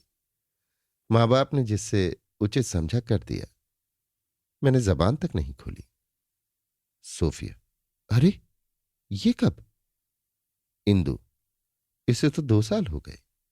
आंखें नीची करके, अगर मेरा अपना वश होता तो उन्हें कभी न वरती, चाहे कुंवारी ही रहती।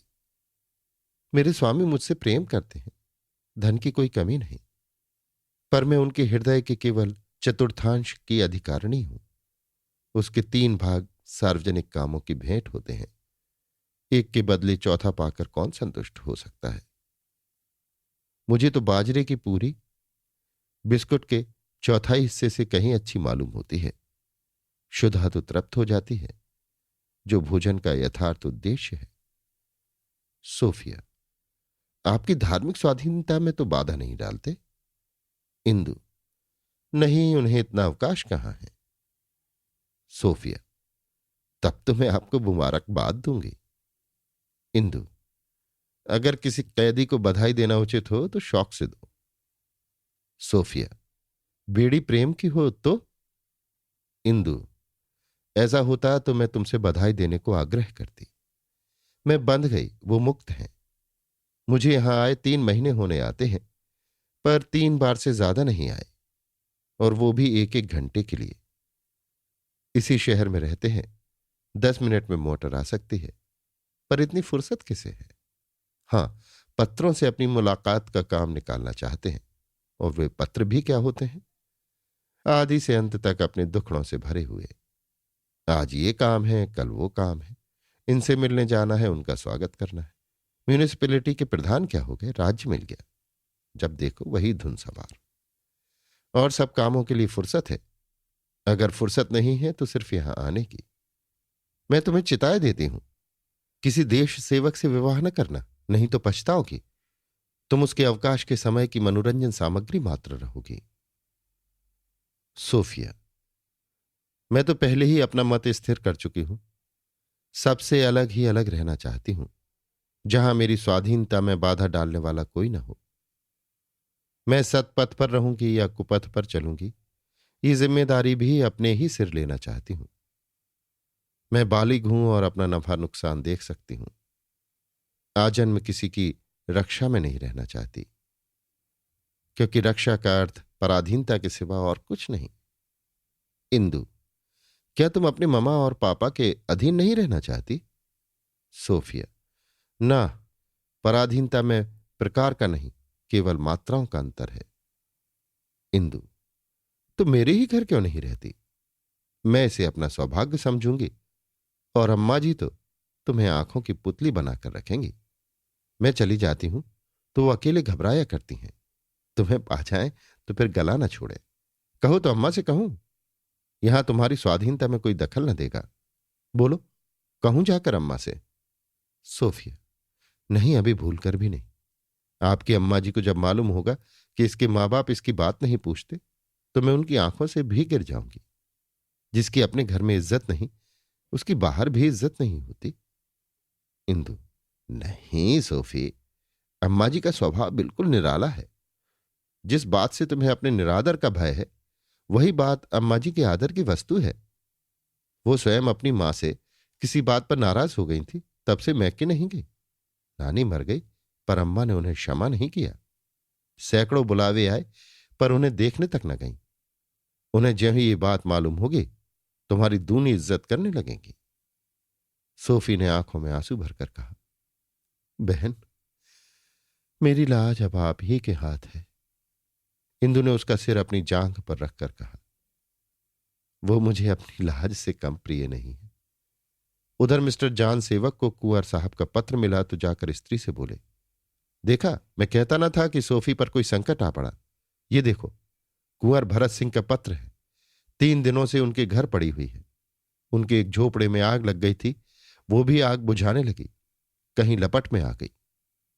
मिसेस सेवक, ये सब बहाने हैं, मुझे उसकी किसी बात पर विश्वास नहीं रहा। जिसका दिल खुदा से फिर गया, उसे झूठ बोलने का क्या डर। यहां से बिगड़ कर गई थी, समझा होगा घर से निकलते ही फूलों की सेज बिछी हुई मिलेगी। अब कहीं शरण न मिली तो ये पत्र लिखवा दिया। अब आटे दाल का भाव मालूम होगा। यह भी संभव है खुदा ने उसके अविचार का ये दंड दिया हो। मिस्टर जॉन सेवक, चुप भी रहो, तुम्हारी निर्दयता पर मुझे आश्चर्य होता है। मैंने तुम जैसी कठोर हृदय स्त्री नहीं देखी। मिसेस सेवक, मैं तो नहीं जाती, तुम्हें जाना हो तो जाओ। जॉन सेवक, मुझे तो देख रही हो, मरने की फुर्सत नहीं है। उसी पाड़ेपुर वाली जमीन के विषय में बातचीत कर रहा हूं। ऐसे मूजी से पाला पड़ा है कि किसी तरह चंगुल ही में नहीं आता।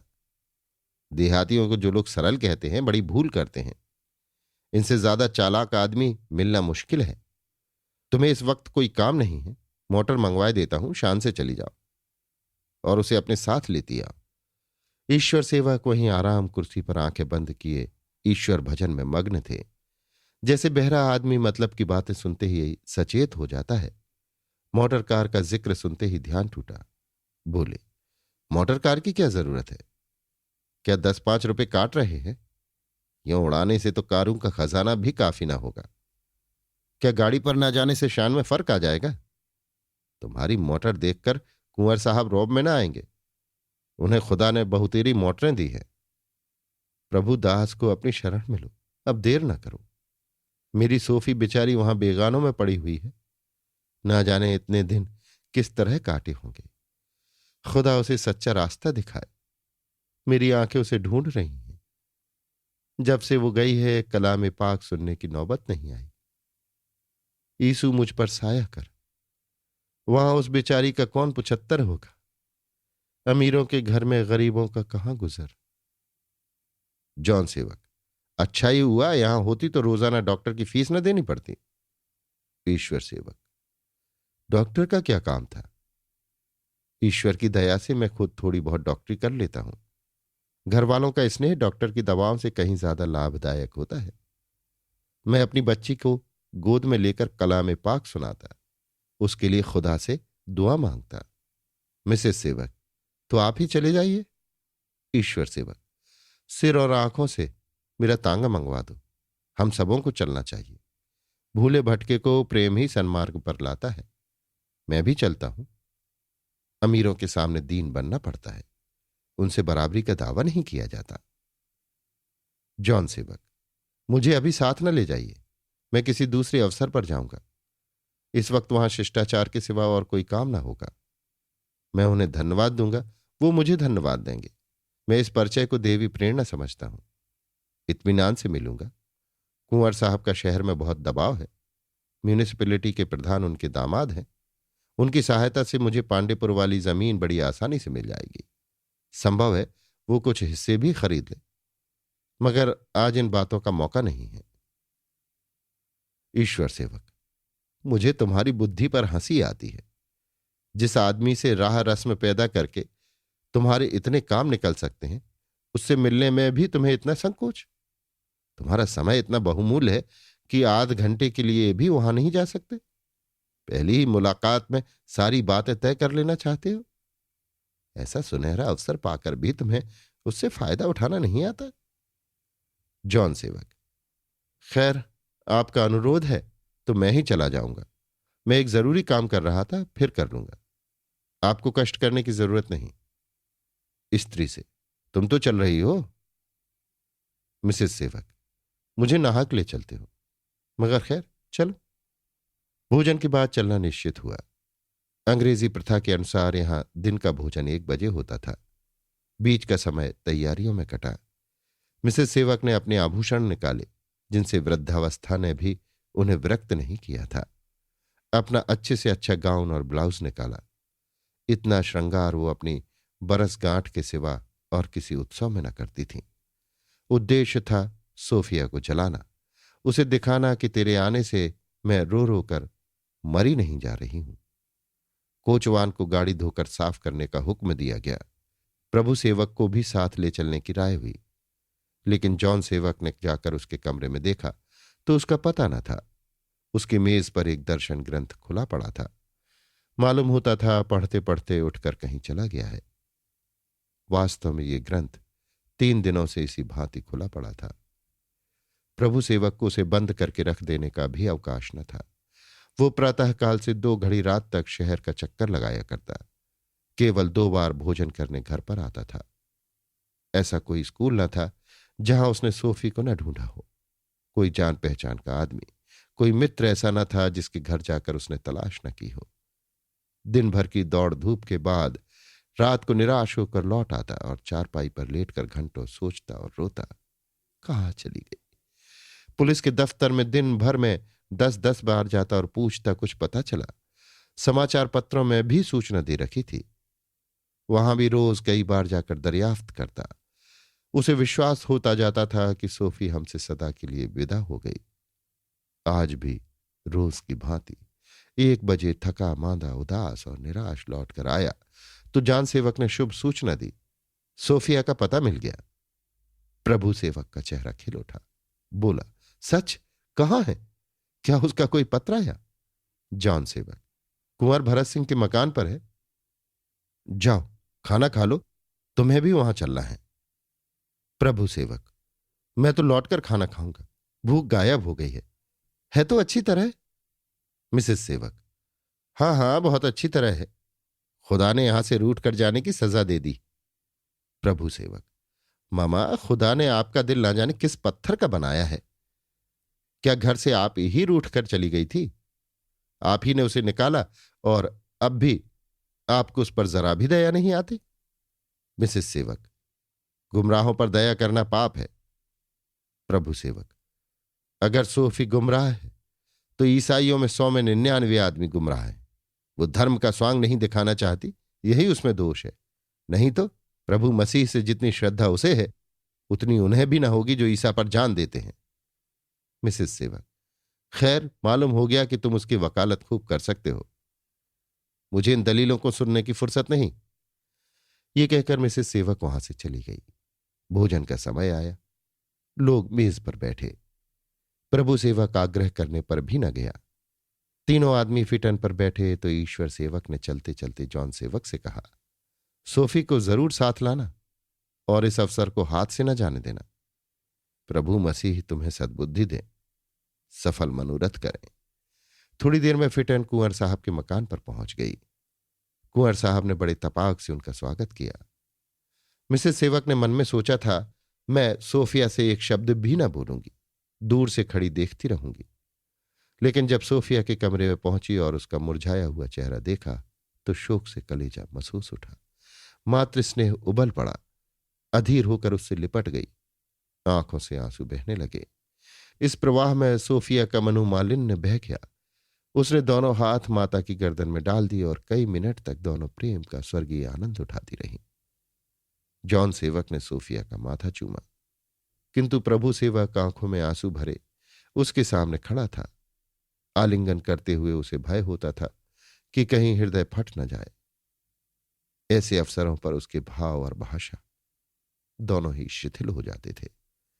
जब जॉन सेवक सोफी को देखकर कुंवर साहब के साथ बाहर चले गए तो मिसेस सेवक बोली, तुझे उस दिन क्या सूझी कि यहां चली आई? यहां अजनबियों में पड़े पड़े तेरी तबीयत घबराती रही होगी। ये लोग अपने धन के घमंड में तेरी बात भी न पूछते होंगे। सोफिया, नहीं ममा, ये बात नहीं है। घमंड तो यहां किसी में छू भी नहीं गया है। सभी सहृदयता और विनय के पुतले हैं। यहां तक कि नौकर चाकर भी इशारों पर काम करते हैं। मुझे आज चौथे दिन होश आया है, पर इन लोगों ने इतने प्रेम से सेवा शुश्रूषा न की होती तो शायद मुझे हफ्तों बिस्तर पर पड़े रहना पड़ता। मैं अपने घर में भी ज्यादा से ज्यादा इतने ही आराम से रहती। मिसेस सेवक, तुमने अपनी जान जोखिम में डाली थी तो क्या ये लोग इतना भी करने से रहे? सोफिया, नहीं मम्मा, ये लोग अत्यंत सुशील और सज्जन हैं। खुद रानी जी प्रायः मेरे पास बैठी पंखा झलती रहती हैं। कुंवर साहब दिन में कई बार आकर देख जाते हैं। और इंदु से तो मेरा बहनापा सा हो गया है। यही लड़की है जो मेरे साथ नैनीताल में पढ़ा करती थी। मिसेस सेवक चिढ़कर, तुझे दूसरों में सब गुण ही गुण नजर आते हैं। अवगुण सब घर वालों ही के हिस्से में पड़े हैं। यहां तक कि दूसरे धर्म भी अपने धर्म से अच्छे लगते हैं। प्रभु सेवक, ममा, आप तो जरा सी बात पर तिनक उठती हैं। अगर कोई अपने साथ अच्छा बर्ताव करे तो क्या उसका एहसान न माना जाए? कृतज्ञता से बुरा कोई दूषण नहीं है। मिसेस सेवक, ये कोई आज नई बात थोड़े ही है। घर वालों की निंदा तो इसकी आदत हो गई है। ये मुझे जताना चाहती है कि ये लोग इसके साथ मुझसे ज्यादा प्रेम करते हैं। देखो, यहां से जाती है तो कौन सा तोहफा दे देते हैं। कहाँ है तेरी रानी साहिबा? मैं भी उन्हें धन्यवाद दे दूं। उनसे आज्ञा ले लो और घर चलो। पापा अकेले घबरा रहे होंगे। सोफिया, वो तो तुमसे मिलने को बहुत उत्सुक थी। कब की आ गई होती, पर कदाचित हमारे बीच में बिना बुलाए आना अनुचित समझती होंगी। प्रभु सेवक, मामा, अभी सोफी को यहां 2-4 दिन और आराम से पड़ी रहने दीजिए। अभी से उठने में कष्ट होगा। देखिए कितनी दुर्बल हो गई है। सोफिया, रानी जी भी यही कहती थी कि अभी मैं तुम्हें न जाने दूंगी। मिसेस सेवक, ये क्यों नहीं कहती कि तेरा ही जी यहां से जाने को नहीं चाहता? वहां तुझे इतना प्यार कौन करेगा? सोफिया, नहीं ममा, आप मेरे साथ अन्याय कर रही हैं। मैं अब यहां एक दिन भी नहीं रहना चाहती। इन लोगों को मैं अब और कष्ट नहीं दूंगी। मगर एक बात मुझे मालूम हो जानी चाहिए, मुझ पर फिर तो अत्याचार न किया जाएगा। मेरी धार्मिक स्वतंत्रता में फिर तो कोई बाधा न डाली जाएगी। प्रभु सेवक, सोफी, तुम व्यर्थ इन बातों की क्यों चर्चा करती हो? तुम्हारे साथ कौन सा अत्याचार किया जाता है? जरा सी बात का बतंगड़ बनाती हो। मिसेस सेवक, नहीं, तूने ये बात पूछ ली, बहुत अच्छा किया। मैं भी मुगालते में नहीं रखना चाहती। मेरे घर में प्रभु मसीह के द्रोहियों के लिए जगह नहीं है। प्रभु सेवक, आप नाहक उससे उलझती हैं। समझ लीजिए कोई पगली बक रही है। मिसेस सेवक, क्या करूं? मैंने तुम्हारी तरह दर्शन नहीं पढ़ा, यथार्थ को स्वप्न नहीं समझ सकती। ये गुण तो तत्वज्ञानियों ही में हो सकता है। ये मत समझो कि मुझे अपनी संतान से प्रेम नहीं है। खुदा जानता है मैंने तुम्हारी खातिर क्या क्या कष्ट नहीं झेले। उस समय तुम्हारे पापा एक दफ्तर में क्लर्क थे। घर का सारा काम काज मुझी को करना पड़ता था। बाजार जाती, खाना पकाती, झाड़ू लगाती। तुम दोनों ही बचपन में कमजोर थे। नित्य एक न एक रोग लगा ही रहता था। घर के कामों से जरा फुर्सत मिलती तो डॉक्टर के पास पहुंच जाती। बहुधा तुम्हें गोद में लिए ही लिए रातें कट जाती।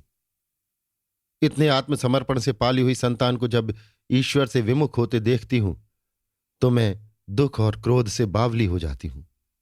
तुम्हें मैं सच्चा ईमान का पक्का मसीह का भक्त बनाना चाहती थी।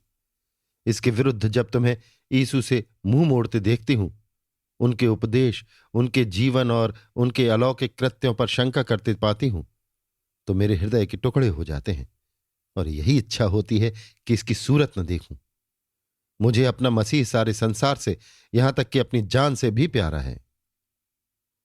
सोफिया, आपको यीशु इतना प्यारा है तो मुझे भी अपनी आत्मा, अपना ईमान उससे कम प्यारा नहीं है। मैं उस पर किसी प्रकार का अत्याचार नहीं सह सकती। मिसेस सेवक, खुदा तुझे इस अभक्ति की सजा देगा। मेरी उससे यही प्रार्थना है कि वो फिर मुझे तेरी सूरत न दिखाए। ये कहकर मिसेस सेवक कमरे से बाहर निकल आई। रानी और इंदु उधर से आ रही थी। द्वार पर उनसे भेंट हो गई। रानी जी मिसेस सेवक के गले लिपट गईं और कृतज्ञतापूर्ण शब्दों का दरिया बहा दिया। मिसेस सेवक को इस साधु प्रेम में बनावट की बू आई, लेकिन रानी को मानव चरित्र का ज्ञान न था। इंदु से बोली, देख, मिस सोफिया से कह दे अभी जाने की तैयारी न करें। मिसेस सेवक, आप मेरी खातिर से सोफिया को अभी 2-4 दिन यहां और रहने दें। मैं आपसे सविनय अनुरोध करती हूं। अभी मेरा मन उसकी बातों से तृप्त नहीं हुआ और न उसकी कुछ सेवा ही कर सकी। मैं आपसे वादा करती हूं, मैं स्वयं उसे आपके पास पहुंचा दूंगी। जब तक वो यहां रहेगी आपसे दिन में एक बार भेंट तो होती ही रहेगी। धन्य हैं आप जो ऐसी सुशीला लड़की पाई। दया और विवेक की मूर्ति है। आत्मत्याग तो इसमें कूट कूट कर भरा हुआ है। मिसेस सेवक, मैं ऐसे अपने साथ चलने के लिए मजबूर नहीं करती। आप जितने दिन चाहें शौक से रखें। रानी, बस बस, मैं इतना ही चाहती थी। आपने मुझे मोल ले लिया। आपसे ऐसी ही आशा भी थी। आप इतनी सुशीला ना होती तो लड़की में ये गुण कहां से आते। एक मेरी इंदु है कि बातें करने का भी ढंग नहीं जानती। एक बड़ी रियासत की रानी है, पर इतना भी नहीं जानती कि मेरी वार्षिक आय कितनी है। लाखों के गहने संदूक में पड़े हुए हैं, उन्हें छूती तक नहीं। हाँ, सैर करने को कह दीजिए तो दिन भर घूमा करे। क्यों इंदु, झूठ कहती हूं? इंदु, तो क्या करूं? मन भर सोना लादे बैठी रहूं? मुझे तो इस तरह अपनी देह को जकड़ना अच्छा नहीं लगता। रानी, सुनिए आपने इसकी बातें। गहनों से इसकी देह जकड़ जाती है। आइए अब आपको अपने घर की सैर कराऊं। इंदु, चाय बनाने को कह दे। मिसेस सेवक, मिस्टर सेवक बाहर खड़े मेरा इंतजार कर रहे होंगे। देर होगी। रानी, वाह, इतनी जल्दी? कम से कम आज यहां भोजन तो कर ही लीजिएगा। लंच करके हवा खाने चले, फिर लौटकर कुछ देर गपशप करें। डिनर के बाद मेरी मोटर आपको घर पहुंचा देगी। मिसेस सेवक इनकार न कर सकें। रानी ने उनका हाथ पकड़ लिया और अपने राजभवन की सैर कराने लगी। आध घंटे तक मिसेस सेवक मानो इंद्रलोक की सैर करती रहीं। भवन क्या था, आमोद विलास, रसज्ञता और वैभव का क्रीड़ा स्थल था। संगमरमर के फर्श पर बहुमूल कालीन बिछे हुए थे। चलते समय उनमें पैर धंस जाते थे। दीवारों पर मनोहर पच्चीकारी, कमरों की दीवारों में बड़े बड़े आदम कद आईने, गुलकारी इतनी सुंदर कि आंखें मुग्ध हो जाएं। शीशे की अमूल्य अलभ्य वस्तुएं, प्राचीन चित्रकारी की विभूतियां, चीनी के विलक्षण गुलदान, जापान, चीन, यूनान और ईरान की कला निपुणता के उत्तम नमूने, सोने के गमले, लखनऊ की बोलती हुई मूर्तियां, इटली के बने हुए हाथी दांत के पलंग, लकड़ी के नफीस ताक, दीवार गिरें, किश्तियां, आंखों को लुभाने वाली, पिंजड़ों में चहकती हुई भांति भांति की चिड़ियां, आंगन में संगमरमर का हौज और उसके किनारे संगमरमर की अप्सराएं। मिसेस सेवक ने इन सारी वस्तुओं में से किसी की प्रशंसा नहीं की। कहीं भी विस्मय या आनंद का एक शब्द भी मुंह से न निकाला। उन्हें आनंद के बदले ईर्ष्या हो रही थी। ईर्ष्या में गुणग्राहकता नहीं होती। वो सोच रही थी, एक ये भाग्यवान है कि ईश्वर ने इन्हें भोग विलास और आमोद प्रमोद की इतनी सामग्रियां प्रदान कर रखी हैं। एक अभाग्नि मैं हूं कि एक झोपड़े में पड़ी हुई दिन काट रही हूं। सजावट और बनावट का जिक्र ही क्या, आवश्यक वस्तुएं भी काफी नहीं। इस पर तुर्रा ये कि हम प्रातः से संध्या तक छाती फाड़कर काम करती हैं, यहां कोई तिनका तक नहीं उठाता। लेकिन इसका क्या शोक, आसमान की बादशाहत में तो अमीरों का हिस्सा नहीं, वो तो हमारी मीरास होगी। अमीर लोग कुत्तों की भांति दुत्कारे जाएंगे, कोई झांकने तक न पाएगा। इस विचार से उन्हें कुछ तसल्ली हुई। ईर्ष्या की व्यापकता ही साम्यवाद की सर्वप्रियता का कारण है। रानी साहब को आश्चर्य हो रहा था कि इन्हें मेरी कोई चीज पसंद न आई, किसी वस्तु का बखान न किया। मैंने एक एक चित्र और एक एक प्याले के लिए हजारों खर्च किए। ऐसी चीजें यहां और किसके पास हैं? ये अलभ है, लाखों में भी न मिलेंगी। कुछ नहीं, बन रही हैं, या इतना गुण ज्ञान ही नहीं है कि इनकी कद्र कर सकें। इतने पर भी रानी जी को निराशा नहीं हुई। उन्हें अपना बाग दिखाने लगी। भांति भांति के फूल और पौधे दिखाए। माली बड़ा चतुर था। प्रत्येक पौधे का गुण और इतिहास बतलाता जाता था। कहां से आया, कब आया, किस तरह लगाया गया, कैसे उसकी रक्षा की जाती है। पर मिसेस सेवक का मुंह अब भी न खुला। यहां तक कि अंत में उसने एक ऐसी नन्ही सी जड़ी दिखाई जो यरूशलेम से लाई गई थी। कुंवर साहब उसे स्वयं बड़ी सावधानी से लाए थे और उसमें एक एक पत्ती का निकलना उनके लिए एक एक शुभ संवाद से कम न था। मिसेस सेवक ने तुरंत उस गमले को उठा लिया, उसे आंखों से लगाया और पत्तियों को चूमा। बोली, मेरा सौभाग्य है कि इस दुर्लभ वस्तु के दर्शन हुए। रानी ने कहा, कुंवर साहब स्वयं इसका बड़ा आदर करते हैं। अगर ये आज सूख जाए तो 2 दिन तक उन्हें भोजन अच्छा न लगेगा। इतने में चाय तैयार हुई। मिसेस सेवक लंच पर बैठी। रानी जी को चाय से रुचि न थी। विनय और इंदु के बारे में बातें करने लगी। विनय के आचार विचार, सेवा भक्ति और परोपकार प्रेम की सराहना की। यहां तक कि मिसेस सेवक का जी उकता गया। इसके जवाब में वो अपनी संतानों का बखान न कर सकती थी। उधर मिस्टर जॉन सेवक और कुंवर साहब दीवान खाने में बैठे लंच कर रहे थे।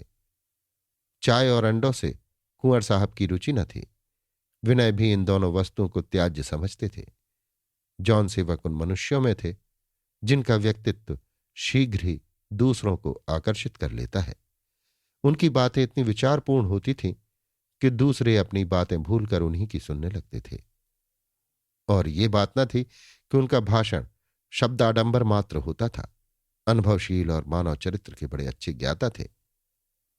ईश्वर दत्त प्रतिभा थी जिसके बिना किसी सभा में सम्मान नहीं प्राप्त हो सकता। इस समय वो भारत की औद्योगिक और व्यावसायिक दुर्बलता पर अपने विचार प्रकट कर रहे थे। अवसर पाकर उन साधनों का भी उल्लेख करते जाते थे जो इस कुदशा निवारण के लिए उन्होंने सोच रखे थे। अंत में बोले, हमारी जाति का उद्धार कला कौशल और उद्योग की उन्नति में है। इस सिगरेट के कारखाने से कम 1000 आदमियों के जीवन की समस्या हल हो जाएगी और खेती के सिर से उनका बोझ टल जाएगा। जितनी जमीन एक आदमी अच्छी तरह जोत बो सकता है, उसमें घर भर का लगा रहना व्यर्थ है। मेरा कारखाना ऐसे बेकारों को अपनी रोटी कमाने का अवसर देगा। कुंवर साहब, लेकिन जिन खेतों में इस वक्त नाज बोया जाता है, उन्हीं खेतों में तंबाकू बोई जाने लगेगी। फल ये होगा कि नाज और महंगा हो जाएगा। जॉन सेवक, मेरी समझ में तंबाकू की खेती का असर जूट, सन, तिलहन और अफीम पर पड़ेगा। निर्यात जिन्स कुछ कम हो जाएगी। गल्ले पर इसका कोई असर नहीं पड़ सकता। फिर हम उस जमीन को भी जोत में लाने का प्रयास करेंगे जो अभी तक पड़ती पड़ी हुई है। कुंवर साहब, लेकिन तंबाकू कोई अच्छी चीज तो नहीं। इसकी गणना मादक वस्तुओं में है और स्वास्थ्य पर इसका बुरा असर पड़ता है। जॉन सेवक हंसकर ये सब डॉक्टरों की कोरी कल्पनाएं हैं जिन पर गंभीर विचार करना हास्यास्पद है। डॉक्टरों के आदेश अनुसार हम जीवन व्यतीत करना चाहें तो जीवन का अंत ही हो जाए। दूध में सिल के कीड़े रहते हैं, घी में चर्बी की मात्रा अधिक है, चाय और कहवा उत्तेजक है, यहां तक कि सांस लेने से भी कीटाणु शरीर में प्रवेश कर जाते हैं। उनके सिद्धांतों के अनुसार समस्त संसार कीटों से भरा हुआ है जो हमारे प्राण लेने पर तुले हुए हैं। व्यवसायी लोग इन गोरख धंधों में नहीं पड़ते। उनका लक्ष्य केवल वर्तमान परिस्थितियों पर रहता है। हम देखे हैं कि इस देश में विदेश से करोड़ों रुपए के सिगरेट और सिगार आते हैं। हमारा कर्तव्य है कि इस धन प्रवाह को विदेश जाने से रोकें। इसके बगैर हमारा आर्थिक जीवन कभी पनप नहीं सकता। ये कहकर उन्होंने कुंवर साहब को गर्वपूर्ण नेत्रों से देखा। कुंवर साहब की शंकाएं बहुत कुछ निवृत्त हो चुकी थीं। प्रायः वादी को निरुत्तर होते देखकर हम दिलेर हो जाते हैं। बच्चा भी भागते हुए कुत्ते पर निर्भय होकर पत्थर फेंकता है। जॉन सेवक निशंक होकर बोले, मैंने इन सब पहलुओं पर विचार करके ही ये मत स्थिर किया और आपके इस दास को, प्रभु सेवक की ओर इशारा करके, इस व्यवसाय का वैज्ञानिक ज्ञान प्राप्त करने के लिए अमेरिका भेजा। मेरी कंपनी के अधिकांश हिस्से बिक चुके हैं, पर अभी रुपए नहीं वसूल हुए। इस प्रांत में अभी सम्मिलित व्यवसाय करने का दस्तूर नहीं, लोगों में विश्वास नहीं। इसलिए मैंने 10 प्रति सैकड़े वसूल करके काम शुरू कर देने का निश्चय किया है। 1-2 साल में जब आशातीत सफलता होगी और वार्षिक लाभ होने लगेगा तो पूंजी आप दौड़ी आएगी। छत पर बैठा हुआ कबूतर आ की आवाज सुनकर सशंक हो जाता है और जमीन पर नहीं उतरता, पर थोड़ा सा दाना बिखेर दीजिए तो तुरंत उतर आता है। मुझे पूरा विश्वास है कि पहले ही साल में हमें 25 प्रति सैकड़े लाभ होगा। ये प्रोस्पेक्टस है, इसे गौर से देखिए। मैंने लाभ का अनुमान करने में बड़ी सावधानी से काम लिया है। बढ़ भले ही जाए, कम नहीं हो सकता। कुंवर साहब, पहले ही साल 25 प्रति सैकड़े? जॉन सेवक, जी हां, बड़ी आसानी से। आपसे मैं हिस्से लेने के लिए विनय करता, पर जब तक 1 साल का लाभ दिखा न दूं आग्रह नहीं कर सकता। हां, इतना अवश्य निवेदन करूंगा कि उस दशा में संभव है हिस्से बराबर पर ना मिल सके। 100 के हिस्से शायद 200 पर मिले। कुंवर साहब, मुझे अभी एक ही शंका और है। यदि इस व्यवसाय में इतना लाभ हो सकता है तो अब तक ऐसी और कंपनियां क्यों ना खुली? जॉन सेवक हंसकर, इसलिए कि अभी तक शिक्षित समाज में व्यवसाय बुद्धि पैदा नहीं हुई। लोगों की नस नस में गुलामी समाई हुई है। कानून और सरकारी नौकरी के सिवा और किसी और निगाह जाती ही नहीं। 2-4 कंपनियां खुली भी, किंतु उन्हें विशेषज्ञों के परामर्श और अनुभव से लाभ उठाने का अवसर न मिला। अगर मिला भी तो बड़ा महंगा पड़ा। मशीनरी मंगाने में 1 के 2 देने पड़े। प्रबंध अच्छा ना हो सका। विवश होकर कंपनियों को कारोबार बंद करना पड़ा। यहां प्रायः सभी कंपनियों का यही हाल है। डायरेक्टरों की थैलियां भरी जाती हैं, हिस्से बेचने और विज्ञापन देने में लाखों रुपए उड़ा दिए जाते हैं। बड़ी उदारता से दलालों का आदर सत्कार किया जाता है। इमारतों में पूंजी का बड़ा भाग खर्च कर दिया जाता है। मैनेजर भी बहुवेतन भोगी रखा जाता है। परिणाम क्या होता है? डायरेक्टर अपनी जेब भरते हैं, मैनेजर अपना पुरस्कार भोगता है, दलाल अपनी दलाली लेता है। मतलब ये कि सारी पूंजी ऊपर ही ऊपर उड़ जाती है। मेरा सिद्धांत है, कम से कम खर्च और ज्यादा से ज्यादा नफा। मैंने 1 कौड़ी दलाली नहीं दी, विज्ञापनों की मद उड़ा दी। यहां तक कि मैंने मैनेजर के लिए भी केवल 500 रुपए ही वेतन देना निश्चित किया है। हालांकि किसी दूसरे कारखाने में 1000 सहज ही में मिल जाते, उस पर घर का आदमी। डायरेक्टरों के बारे में भी मेरा यही निश्चय है कि सफर खर्च के सिवा और कुछ न दिया जाए। कुंवर साहब सांसारिक पुरुष न थे। उनका अधिकांश समय धर्म ग्रंथों के पढ़ने में लगता था। वो किसी ऐसे काम में शरीक न होना चाहते थे जो उनकी धार्मिक एकाग्रता में बाधक हो। धूर्तों ने उन्हें मानव चरित्र का छिद्रान्वेषी बना दिया था। उन्हें किसी पर विश्वास न होता था। पाठशालाओं और अनाथालयों को चंदे देते हुए वो बहुत डरते थे और बहुधा इस विषय में औचित्य की सीमा से बाहर निकल जाते थे। सुपात्रों को भी उनसे निराश होना पड़ता था। पर संयमशीलता जहां इतनी सशंक रहती है, वहां लाभ का विश्वास होने पर उचित से अधिक निशंक भी हो जाती है। मिस्टर जॉन सेवक का भाषण व्यावसायिक ज्ञान से परिपूर्ण था, पर कुंवर साहब पर इससे ज्यादा प्रभाव उनके व्यक्तित्व का पड़ा। उनकी दृष्टि में जान सेवक अब केवल धन के उपासक न थे, वरन हितैषी मित्र थे। ऐसा आदमी उन्हें मुगालता न दे सकता था।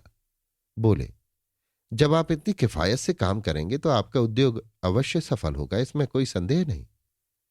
आपको शायद अभी मालूम ना हो, मैंने यहां एक सेवा समिति खोल रखी है। कुछ दिनों से यही खप्त सवार है। उसमें इस समय लगभग 100 स्वयंसेवक हैं। मेलों ठेलों में जनता की रक्षा और सेवा करना उसका काम है। मैं चाहता हूं कि उसे आर्थिक कठिनाइयों से सदा के लिए मुक्त कर दूं। हमारे देश की संस्थाएं बहुधा धनाभाव के कारण अल्पायु होती हैं। मैं इस संस्था को सुदृढ़ बनाना चाहता हूं और ये मेरी हार्दिक अभिलाषा है कि इससे देश का कुछ कल्याण हो। मैं किसी से इस काम में सहायता नहीं लेना चाहता। उसके निर्विघ्न संचालन के लिए एक स्थायी कोष की व्यवस्था कर देना चाहता हूं। मैं आपको अपना मित्र और हित चिंतक समझकर पूछता हूं, क्या आपके कारखाने में हिस्से ले लेने से मेरा उद्देश्य पूरा हो सकता है? आपके अनुमान में कितने रुपए लगाने से 1000 की मासिक आमदनी हो सकती है? जॉन सेवक की व्यावसायिक लोलुपता ने अभी उनकी सद्भावनाओं को शिथिल नहीं किया था। कुंवर साहब ने उनकी राय पर फैसला छोड़कर उन्हें दुविधा में डाल दिया। अगर उन्हें पहले से मालूम होता कि यह समस्या सामने आवेगी तो नफा का तखमीना बताने में ज्यादा सावधान हो जाते। गैरों से चालें चलना क्षम्य समझा जाता है, लेकिन ऐसे स्वार्थ के भक्त कम मिलेंगे जो मित्रों से दगा करें। सरल प्राणियों के सामने कपट भी लज्जित हो जाता है। जॉन सेवक ऐसा उत्तर देना चाहते थे जो स्वार्थ और आत्मा दोनों ही को स्वीकार हो।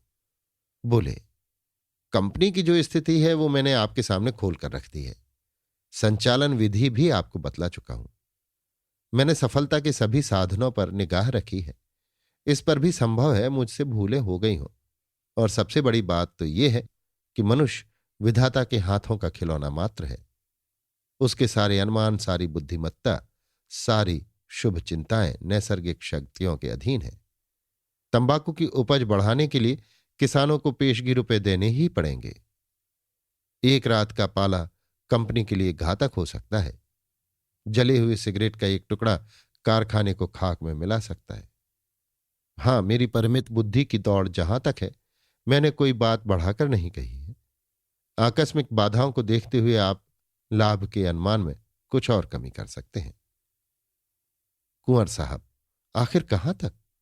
जान सेवक, 20 रुपए सैकड़े समझिए। कुंवर साहब, और पहले वर्ष? जॉन सेवक, कम से कम 15 रुपए प्रति सैकड़े।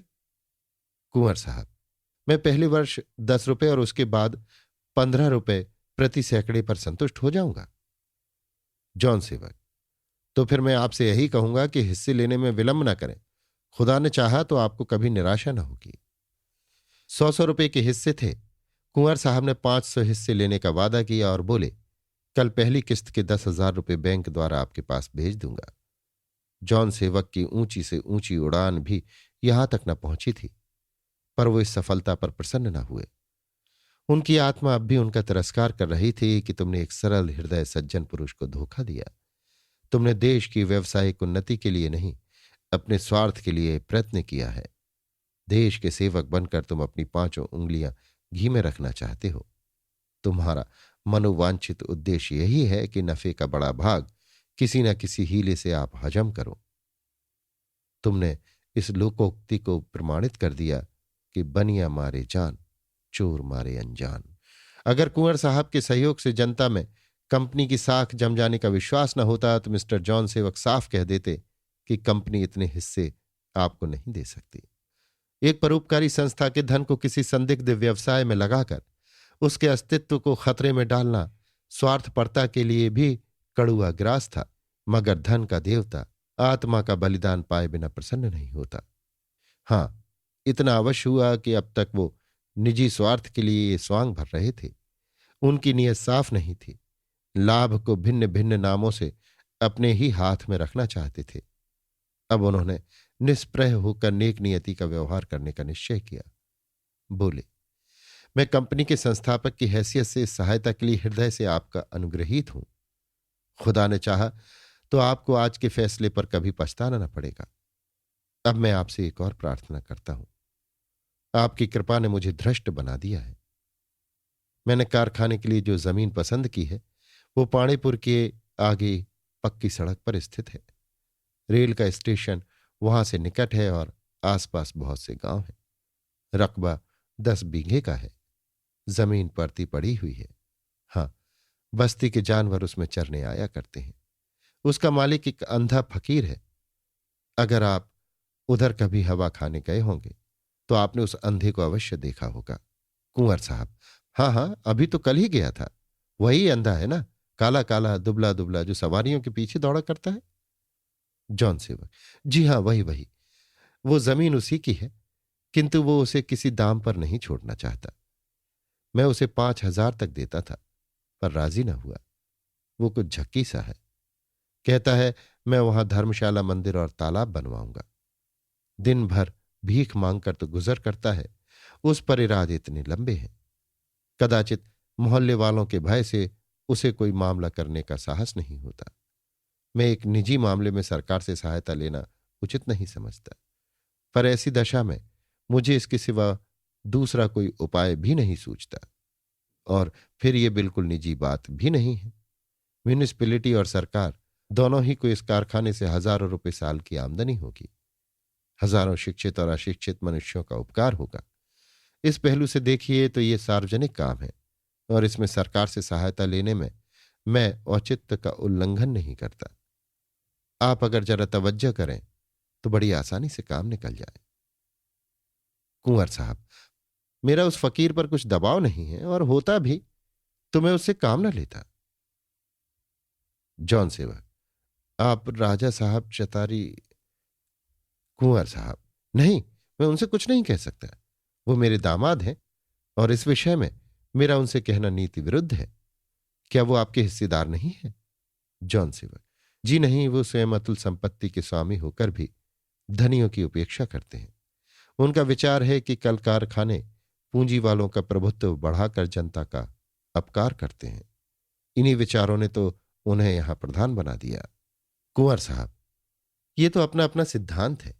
हम द्वैध जीवन व्यतीत कर रहे हैं और मेरा विचार है कि जनतावाद के प्रेमी उच्च श्रेणी में जितने मिलेंगे उतने निम्न श्रेणी में न मिल सकेंगे।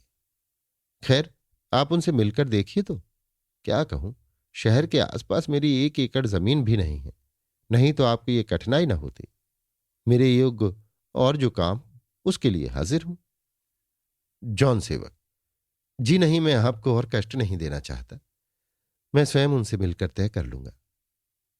कुंवर साहब: अभी तो मिस सोफिया पूर्ण स्वस्थ होने तक यहीं रहेंगी ना?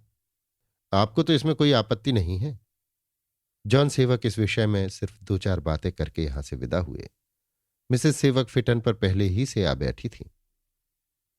प्रभु सेवक विनय के साथ बाग में टहल रहे थे। विनय ने आकर जॉन सेवक से हाथ मिलाया। प्रभु सेवक उनसे कल फिर मिलने का वादा करके पिता के साथ चले। रास्ते में बातें होने लगीं। जॉन सेवक: आज एक मुलाकात में जितना काम हुआ उतना महीनों की दौड़ धूप से भी ना हुआ था। कुंवर साहब बड़े सज्जन आदमी हैं। 50,000 के हिस्से ले लिए। ऐसे ही 2-4 भले आदमी और मिल जाएं तो बेड़ा पार है। प्रभु सेवक: इस घर के सभी प्राणी दया और धर्म के पुतले हैं। मैंने विनय सिंह जैसा काव्य मर्मज्ञ नहीं देखा। मुझे तो इनसे प्रेम हो गया। जॉन सेवक: कुछ काम की बातचीत भी की? प्रभु सेवक: जी नहीं, आपके नजदीक जो काम की बातचीत है उन्हें उसमें जरा भी रुचि नहीं। वो सेवा का व्रत ले चुके हैं और इतनी देर तक अपनी समिति की ही चर्चा करते रहे। जॉन सेवक: क्या तुम्हें आशा है कि तुम्हारा ये परिचय चतारी के राजा साहब पर भी कुछ असर डाल सकता है?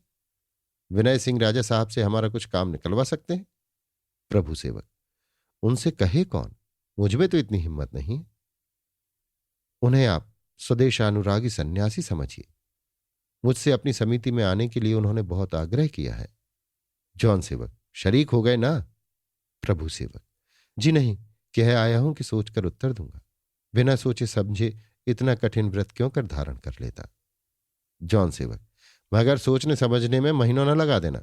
2-4 दिन में आकर नाम लिखा लेना, तब तुम्हें उनसे कुछ काम की बात करने का अधिकार हो जाएगा। स्त्री से: तुम्हारी रानी जी से कैसी निभी? मिसेस सेवक: मुझे तो उनसे घृणा हो गई। मैंने किसी में इतना घमंड नहीं देखा। प्रभु सेवक: ममा, आप उनके साथ घोर अन्याय कर रही हैं। मिसेस सेवक, तुम्हारे लिए देवी होंगी, मेरे लिए तो नहीं है। जॉन सेवक, ये तो मैं पहले ही समझ गया था कि तुम्हारी उनसे ना पटेगी। काम की बातें ना तुम्हें आती है ना उन्हें। तुम्हारा काम तो दूसरों में ऐब निकालना है। सोफी को क्यों नहीं लाई? मिसेस सेवक, वो आए भी तो या जबरन घसीट लाती? जॉन सेवक, आई नहीं या रानी ने आने नहीं दिया? प्रभु सेवक, वो तो आने को तैयार थी, किंतु इसी शर्त पर कि मुझ पर कोई धार्मिक अत्याचार न किया जाए। जॉन सेवक, इन्हें ये शर्त क्यों मंजूर होने लगी? मिसेस सेवक, हाँ, इस शर्त पर मैं उसे नहीं ला सकती। वो मेरे घर रहेगी तो मेरी बात माननी पड़ेगी। जॉन सेवक, तुम दोनों में एक को भी बुद्धि से सरोकार नहीं। तुम सीढ़ी हो, वो जिद्दी है। उसे मना मनू कर जल्दी लाना चाहिए। प्रभु सेवक, अगर मामा अपनी बात पर अड़ी रहेंगी तो शायद वो फिर घर ना आए। जॉन सेवक, आखिर जाएगी कहाँ? प्रभु सेवक, उसे कहीं जाने की जरूरत ही नहीं। रानी उस पर जान देती हैं। जॉन सेवक, ये बेल मुढ़े चढ़ने की नहीं है। दो में से एक को दबना पड़ेगा। लोग घर पहुंचे तो गाड़ी की आहट पाते ही ईश्वर सेवक ने अपनी स्नेहमयी उत्सुकता से पूछा, सोफी आ गई ना? हाथ तुझे गले लगा लूं, ईसु तुझे अपने दामन में ले। जॉन सेवक, पापा वो अभी यहां आने योग्य नहीं है, बहुत अशक्त हो गई है, 2-4 दिन बाद आवेगी। ईश्वर सेवक, गजब खुदा का, उसकी ये दशा है और तुम सब उसे उसके हाल पर छोड़ आए। क्या तुम लोगों में जरा भी मान अपमान का विचार नहीं रहा? बिल्कुल खून सफेद हो गया। मिसेस सेवक, आप जाकर उसकी खुशामद कीजिएगा तो आवेगी। मेरे कहने से तो नहीं आई, बच्ची तो नहीं कि गोद में उठा लाती। जॉन सेवक, पापा वहां बहुत आराम से है। राजा और रानी दोनों ही उसके साथ प्रेम करते हैं। सच पूछिए तो रानी ही ने उसे नहीं छोड़ा। ईश्वर सेवक, कुंवर साहब से कुछ काम की बातचीत भी हुई? जॉन सेवक, जी हां, मुबारक हो, 50,000 की गोटी हाथ लगी। ईश्वर सेवक, शुक्र है, शुक्र है। यीशु मुझ पर अपना साया कर। ये कहकर वो फिर आराम कुर्सी पर बैठ गए।